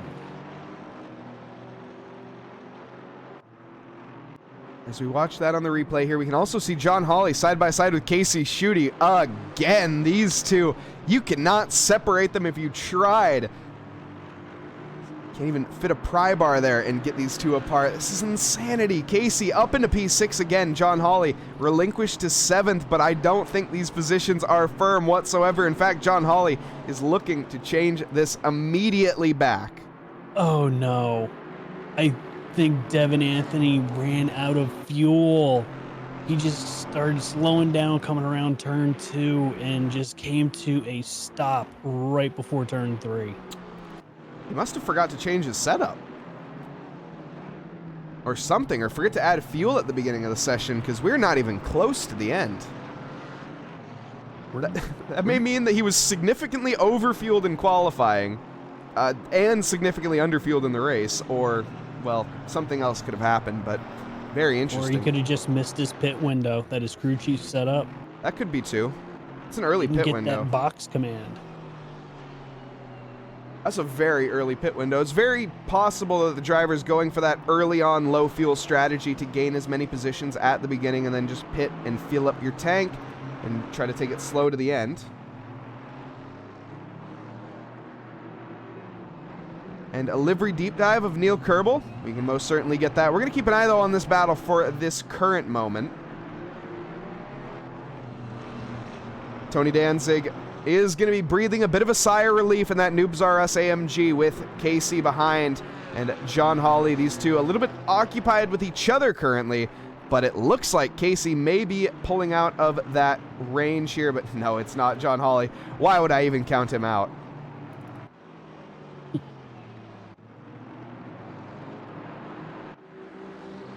Oh no, Devin Anthony killed his engine. You literally, your engine went red and you blew it up? Is that I've never seen that before. I've only seen that happen once or twice before, but that's usually when you're heavy on the downshifting with these cars. Look at this heavily French-inspired livery also of Neil Kerbel here in that Kerbel Space program. That little 1.4 liter or 1.8 liter V8 in the back. V8, did I just call an Alpine a V8? 4-cylinder, oh my God. half that. Divide it by 2. Oh, we gotta send Mike back to engine school. Definitely do after that one.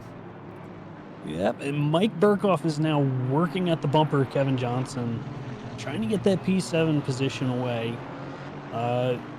He is making this KTM work for him really well tonight. Just Mike Burkhoff things. Casual 15 positions gained in a KTM. You'll love to see it. Wow, I still cannot believe that Devin Anthony killed his engine. What were you doing? Were you downshifting at like the top rev range? Just not shifting on the straight? Just riding first gear the entire length of the straight? Like, how did you blow your engine up in less than 20 minutes? It's a GT4 car. It's a Camaro. An American piece of iron that I didn't even think was possible to break. Devin Anthony, that's impressive, man. It looks like Casey Schutte has a run on Danzig right now, and this is for P4. Unfortunately, he's on that outside line as Danzig is covering that inside really well, but does he get the switchback? No, he does not. He's not late enough on the brakes going into turn 14 to make a pass happen, but Casey Schutte is really pushing hard. Oh wait, no, he did make the pass. Yes, he did make the pass, yes. Whoa. He made the pass before they got it, but then the switchback attempt you saw there was from Tony Danzig. That corner nature just doesn't quite warrant a switchback as that double right hand or triple right-hander. Very tough to do so.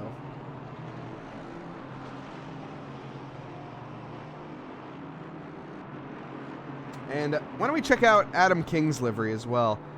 I was going to say we have a little bit of lull in action. We don't. John Hawley and Casey Schutte, never with a lull between these two. You can see even Mike Burkov may catch up with them if they keep this up. This is some very tight scrapping. But looking down at Adam King here, we can see... I don't even have my HUD up. Whoops. There we go.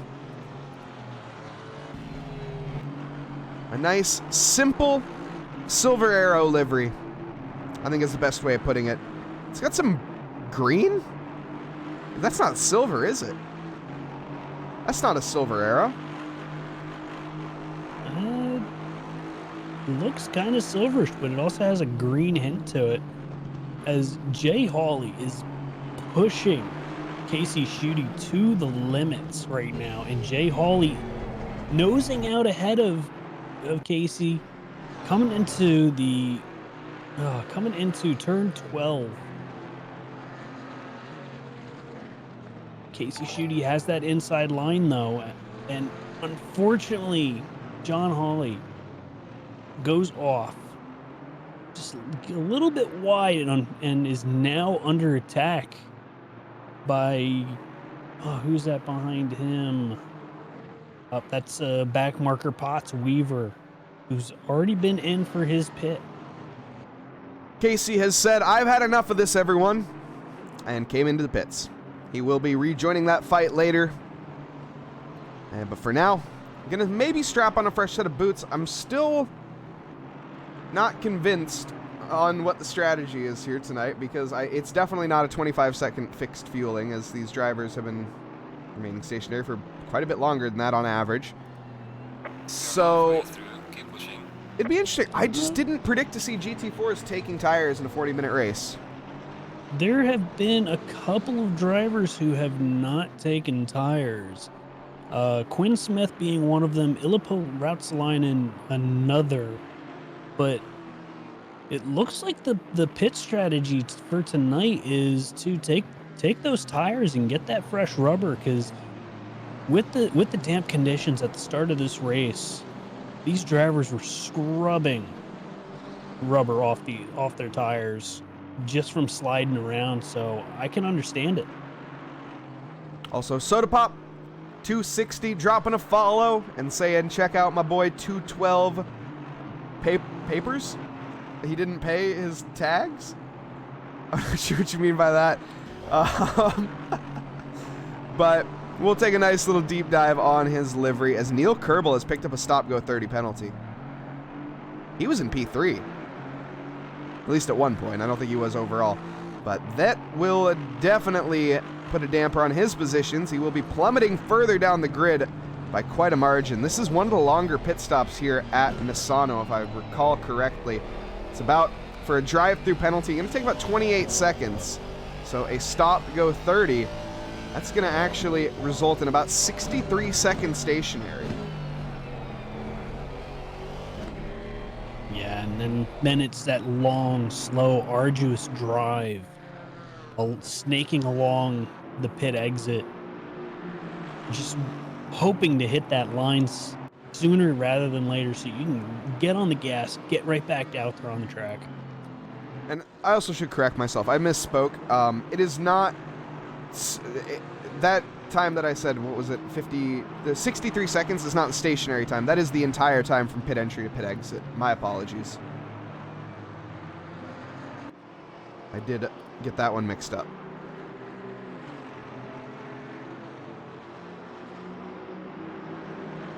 Devin Anthony, at least you don't add new tires. True, I suppose. It's one way to look at it. Yeah, you blow your engine, you don't have to have new tires. Save those tires for the next race. Yeah. Drive it like you own it. Adam King here trying to dispatch Randy Gross next on the list here. Both drivers have made their pit stop. This is a battle for position in P19. In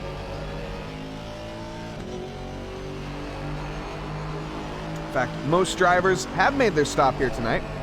We are past that halfway point, so a lot of the drivers making their stops though before the halfway point, I did notice, So interesting strategy calls. As, like I said before, I would not expect drivers to take tires here tonight. Wow, slipping and sliding for Adam King. Maybe that's why they took tires. Adam King, he did take tires though, so he shouldn't be having too much of a problem with that.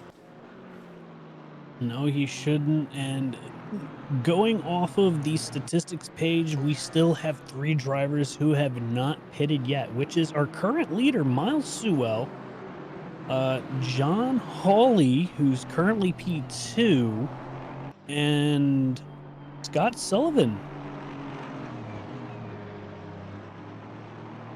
AV6 And Scott on Twitch here. here's a name that just popped up into the timing sheet. Vinar. Net P4. How did he do that? He's overtaken 27 people and we haven't even seen him on screen once yet. How did he manage this?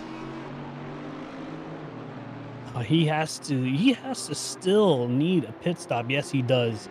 So he's net P4. The reason why, okay, it did not show up in the timing page because he started in the pits. Yep. You're absolutely correct on that one. You can see that we actually, car I didn't expect to see back out, but Devin Anthony rejoining the track. They did over at that Noobs R Us team. They had a spare Camaro engine lying around. They managed to unbolt it and strap it in there within a good, what is that? A full engine change and service in less than 20 minutes, in less than 10 minutes? Man, I need to hire them as my mechanics. Yeah, that's like those. That's like that army Jeep that you just take apart and put back together in 15 seconds. You ever watch that? I can't say that I have, but that sounds incredible and makes sense when you think about it. But yeah, the Camaro, you know, you could probably take that thing overseas along with the Jeeps. Why not?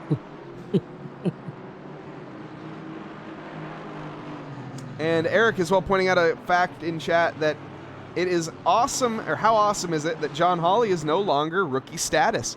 Yeah, he's shown some improvements, and not just some improvements, some incredible improvements up into P2 currently. Of course, that is not off of merit. He will need to come into the pits at some point, but still a great, great improvement.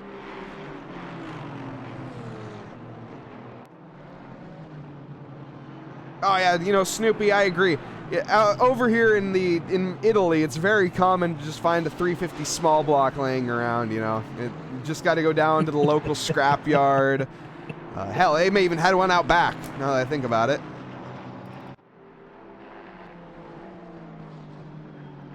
Yeah, Giovanni found it in the scrap pile and said, "Here, throw it right on in." Mike Burkov in the KTM. Currently in P7, looking to gain another position. Tony Danzig was a podium sitter at one point in time. Currently relinquished to 6th. He's up 3 positions, though, from where he started. Started in P9. So good improvements so far. Mike Burkov, though, wants to maybe knock him down a peg. Has a bit of work to do to make that dream become a reality, though.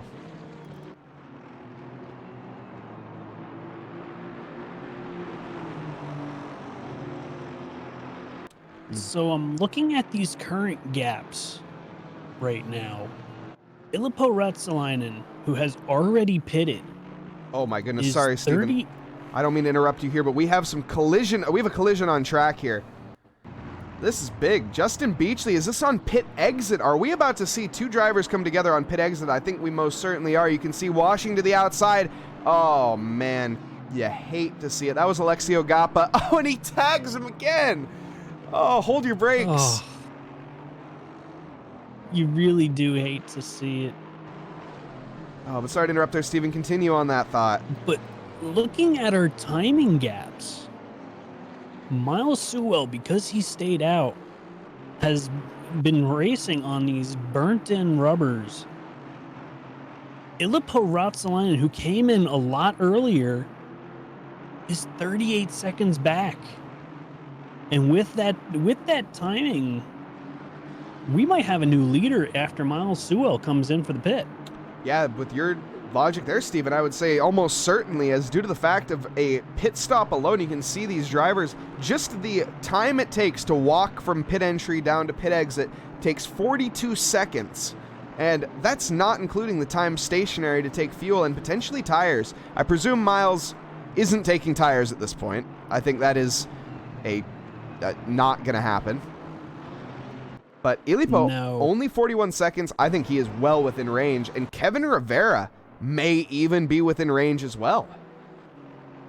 Yeah, looking at Ilipo's pit stop, it was a total of 27 seconds stopped, but his time from pit entry to pit exit was 1 minute and 9 seconds. He is well within that range to take this lead away from Miles Sewell. We will actually see a new leader by the time Miles Sewell comes out of the pit. Joke's on you, Miles Sewell isn't planning on pitting. No, it's one mandatory pit stop, so he has to pit. For anyone curious on that, he is, you can see there, a little 1 next to his name in that sea of plates of green, which means they are green flag to the end.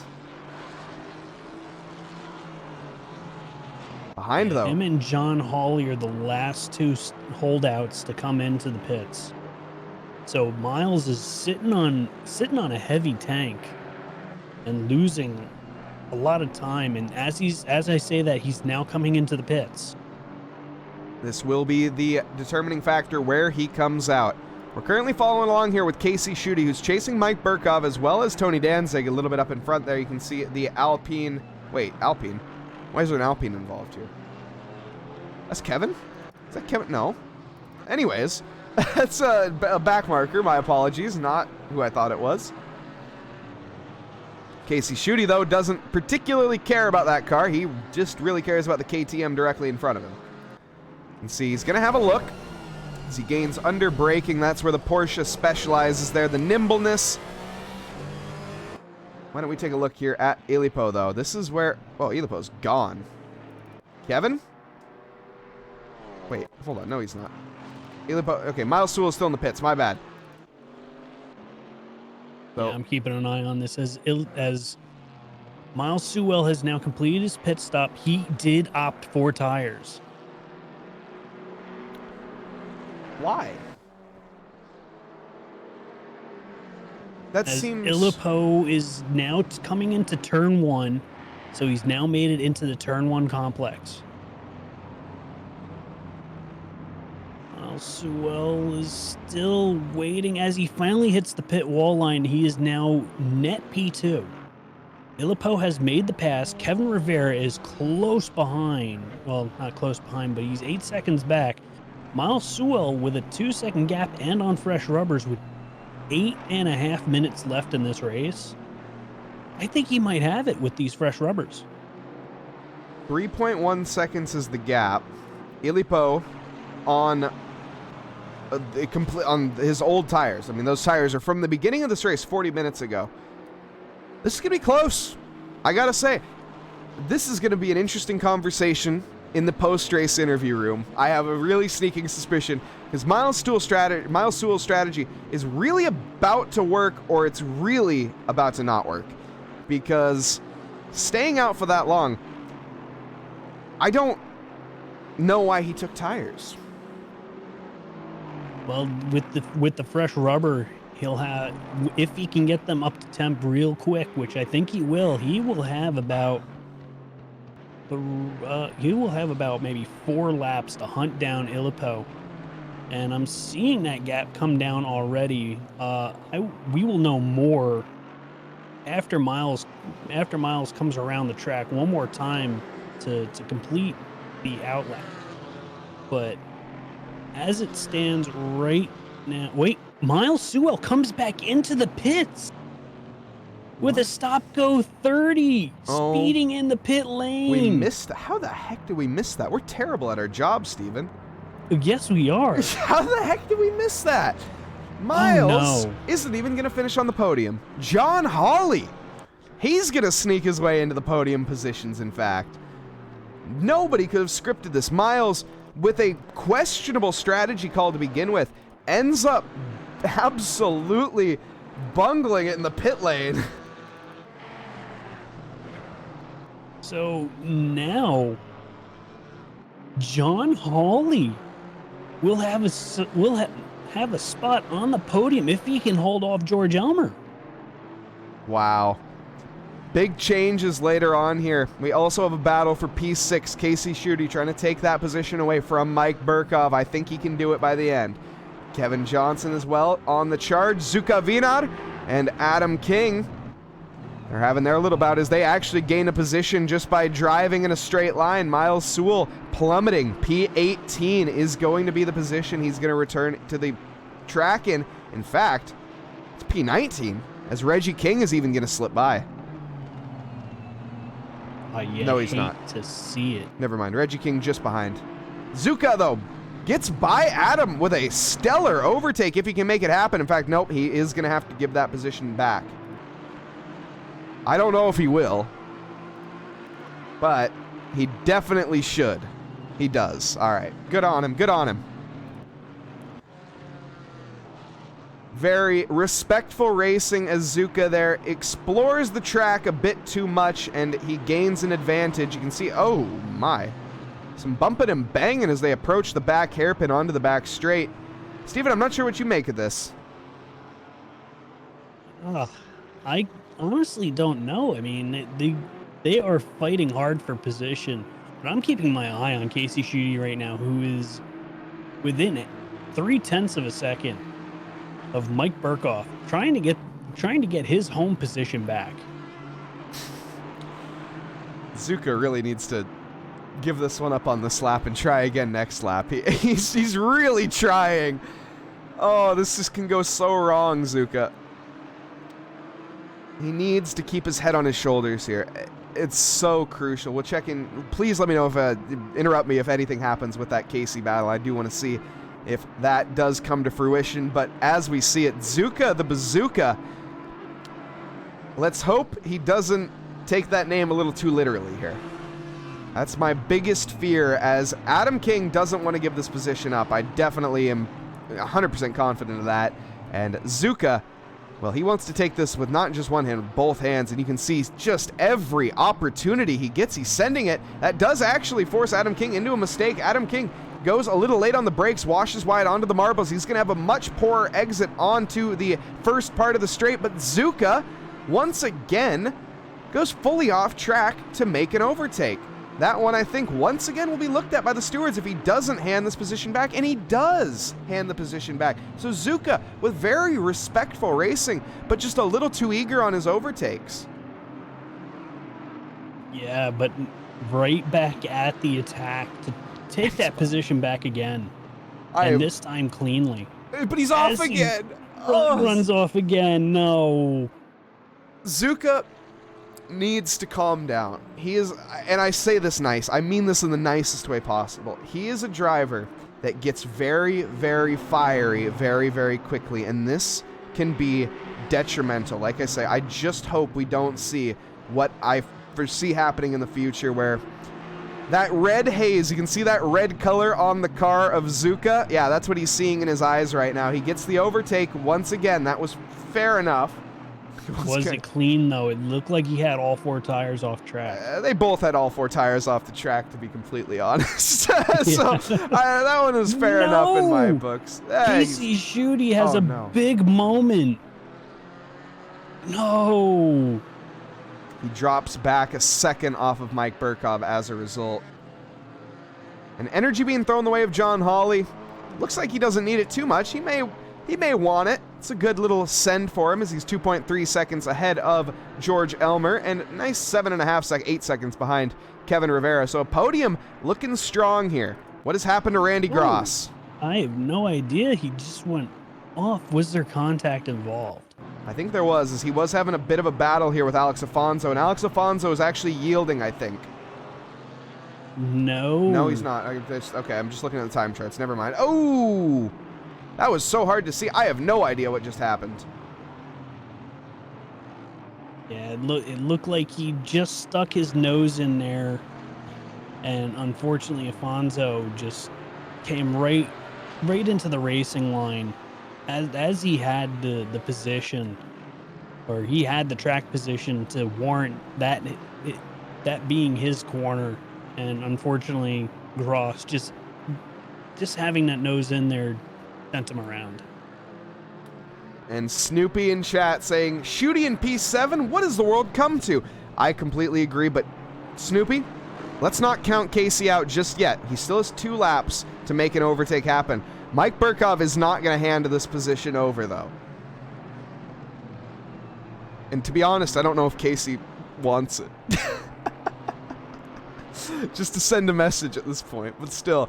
If he gets P6, I don't even know what I have done as a commentator. I don't know how I have managed it, but we'll see if it happens. A bit further behind, we have the Portuguese driver of Alex Afonso in the Intercontinental Maserati here, chasing Jeff Dallas. 1.3 seconds is the gap. Looks like he's struggling a little bit to keep up with Jeff. Jeff, a solid 1.8 seconds quicker last lap, actually.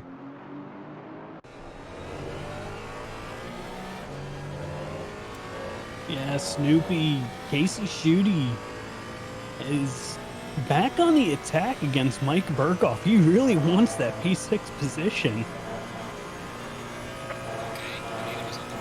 2/10 behind. He has the pace, but there's only 1 lap left as Illipo comes around the final turn and has started the final lap. So this will be the last chance for Casey Shooty to try and get this position away from Mike Burkhoff.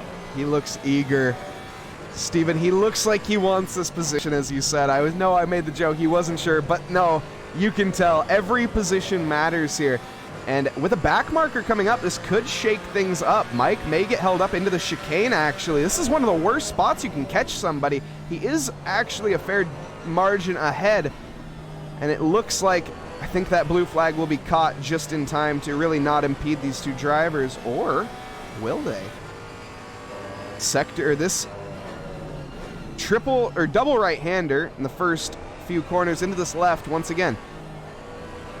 Very crucial. Casey setting up an overtake here. Lifts off the throttle, though. That's going to definitely compromise his exit. He was thinking about the run. He needs to think about it. This is 2.6 miles left, or 2 miles at this point left, to get an overtake. He sees the opportunity. Backs off, though, as the 317 is going to compromise the speed of Mike Burkov. Casey misjudges it slightly and has a slight little tap into the back of Mike.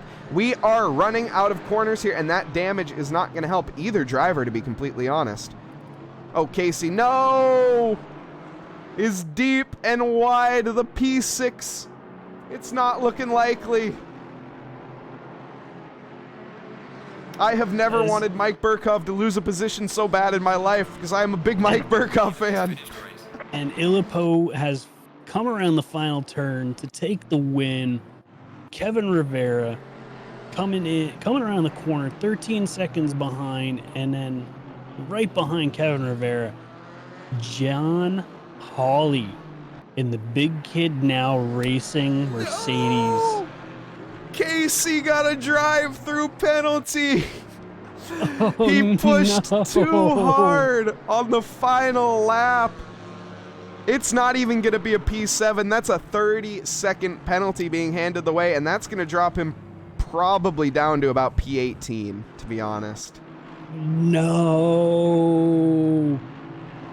And the curse is lifted. I wouldn't go that far, Snoopy. He's always got next race. Don't worry. Always next race to get P6.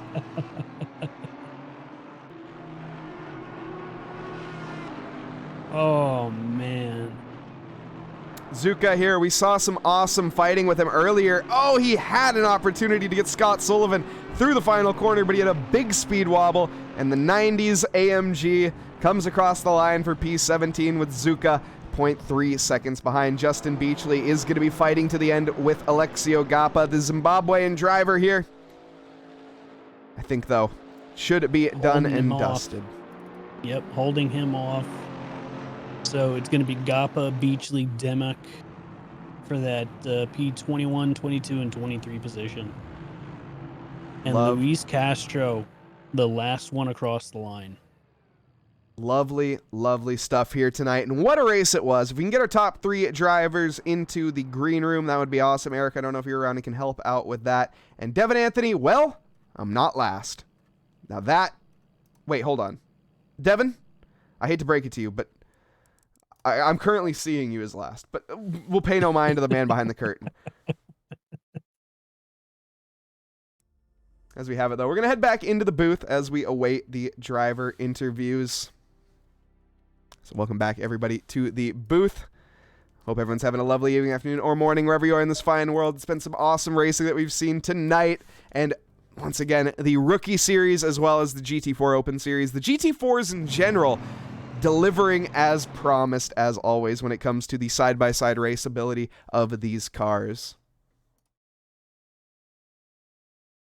I am still astonished and amazed of all of the action that happened tonight in this Open Series race, and the challenges of these pit stops and how you run them is just great.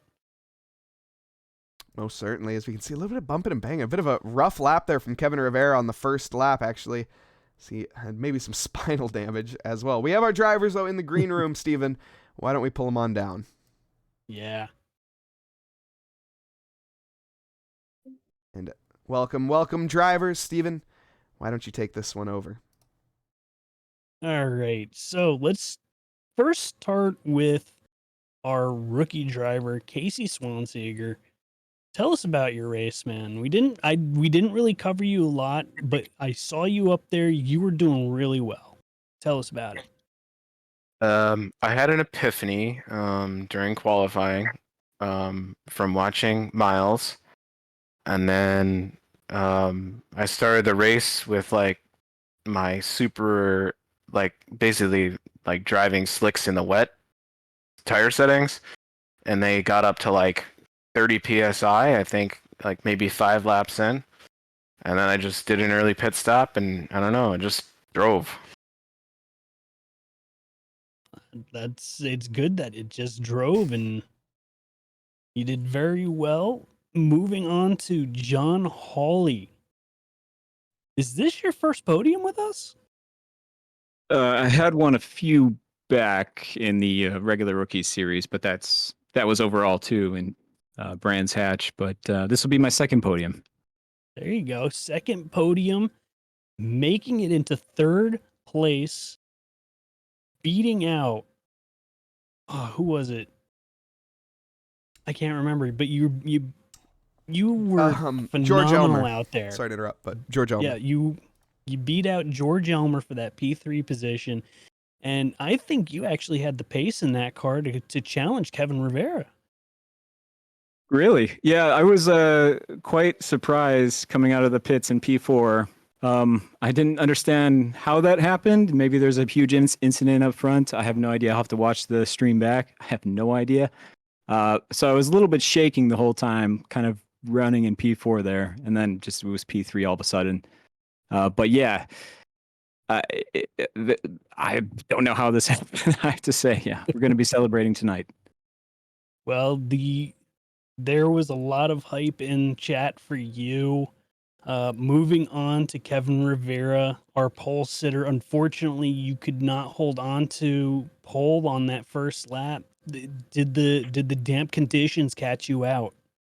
Yeah, I forgot all about it and touched the curb, and it just sent me for some mowing the grass. But after that, I thought I was getting bumped around, and I'm like, nah, I gotta switch my strategy. So pitted, and I was just the whole race, the whole week, I was hoping for a top 6. I'm like, this is my worst track, hoping for a top 6, but I got pole. I was surprised about that. And then ended up second. But the curse continues because I saw that Miles was dominating the race and then got a stop and go, which was the same thing last week with me, that I dominated the race and got a stop and go. So the curse continues. If you dominate, you're getting a stop and go. That's what it is. Don't be P1 is what you're saying. Do not Don't be P1 going to the pits. Oh man, and Illipo P1 beating out Miles Sewell and Kevin Rivera for that top spot. Your pit strategy was on point. You didn't take tires, but you had a really good race. Tell us a little bit about it. Yeah, so I'm not very good at qualifying, and I was really surprised when Smith got ahead of me because he was not that strong at Silverstone. I had much better race pace. I was really stuck behind, so I figured I looked at the situation and I figured that I can pit and I can come out in clear air. So I didn't take tires. I had my original tires. They were a little bit overpressured the whole race, unfortunately, because I set a little bit of extra pressure for the damp, but it dried faster than I expected, and I couldn't change tires because I figured that I need the 5 seconds to jump people. And yeah, I was just basically running as fast as I could. I was surprised I had the purple lap for quite a while in the middle of the race before someone took it near the end. Didn't think I would get it because Camaro is not very good here. I mean, it's one of its better tracks, but still not super good. And yeah, I was just basically hot lapping as hard as I could the whole time. And I was actually, I think I was ahead of Miles when he came out from the pits, like 2 seconds ahead of him, and I was really surprised to see him behind me with the stop and go. Yeah, and as Kevin Rivera said, that P1 entry into the pits curse, given that stop go 30, gave you the win because I think he would have had the pace because he was on fresh rubbers. But great race by all of you. Happy to have had you guys join in on these races, and it's really fun to watch. And I'm sure all of the viewers are enjoying these races. And I think we have Eric in here. I think he wants to say a few words. Yeah, one thing. Do we get Casey? Was I not paying attention? Yes, we got Casey. Okay, I wasn't paying attention. Sweet. Sorry, Casey. And Eric, yeah, do you have a word in here that you that I see you pop in? Yeah, you could talk to Casey first, and then I'll. We've already talked to Casey. I was just not. I was bad streamer, Mike. We're good.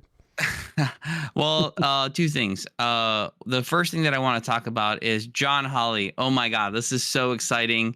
For all of those out there that are in the rookie classes that are like, oh my God, I don't know how these guys do it.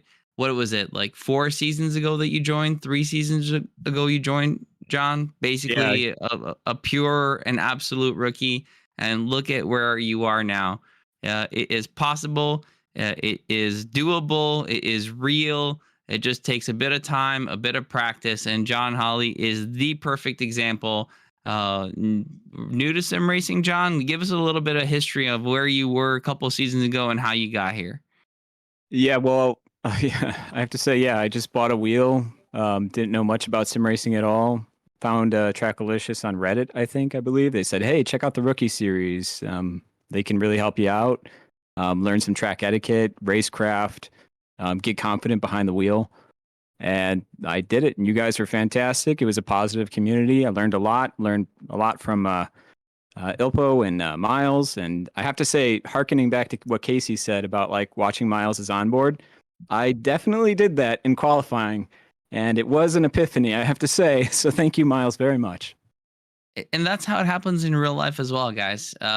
You just following people, watching other people's laps goes a really long way in learning how to improve your skills on the track, whether it's learning a particular corner, a particular braking point, a throttle point, how to round a corner, early apex, late apex. Every corner has its own personality, if you like, and watching others do it will definitely teach you a thing or two, especially those that are faster than you. John, super excited to see you on the podium in the pro class. What a fantastic achievement, and it's possible for everybody out there to do it as well. Second thing, Maserati Madness special event coming up November 27th. Super fun event that's popped up on SimGrid. Check it out. And finally, thank you to everybody who is in this race, all the Patreon supporters, all the paid drivers. This is a paid series, so amazing that everybody is willing to contribute and support us in making this as fantastic as it is. And finally, to the commentators, to committing your time and efforts into making this place as awesome as it is. Thank you, everybody. Back to you guys. Awesome. Thank you very much, Eric. Did those not? Okay, there we go. It's just a little delayed. Awesome. Yeah, thank you very much, everybody. Once again as well, John Hawley, as Eric said, becoming a big kid now and really taking tribute from his livery. So, yeah, big shout out to John Hawley there. You guys are all free to go. Thank you, drivers. You guys are all good to go. Head out and enjoy the rest of your evenings and pop that champagne and enjoy yourselves. Thank you, guys. Big thank you to chat as well. Thank you guys so much for being here tonight. I appreciate every single one of you, the ones keeping us entertained in chat, really helping us through this. I love you guys so much through every stream. Tony Danzig, of course, we have Thomas Snoopy, Devin Anthony, and if I didn't mention your name, I know there's a few others in chat. That big thank you to you guys tonight. John Hawley, of course, and obviously a massive, massive thank you to Stephen Tomazic for joining me in the booth tonight. Thank you, Stephen. Thank you for having me once again, and I love commentating these rookie and GT4 Open Class series. Yeah, it is an absolute thriller, I gotta say. We are going to be raiding tonight. We are going to be raiding Silent Scotty. He's doing some POV driving of him on ACC, so make sure you guys go and check him out. And once again, thank you guys, and hope you guys have a lovely evening, afternoon, or morning, wherever you are in this fine world. I'm Mike Nause. Thank you, and good night. See you later.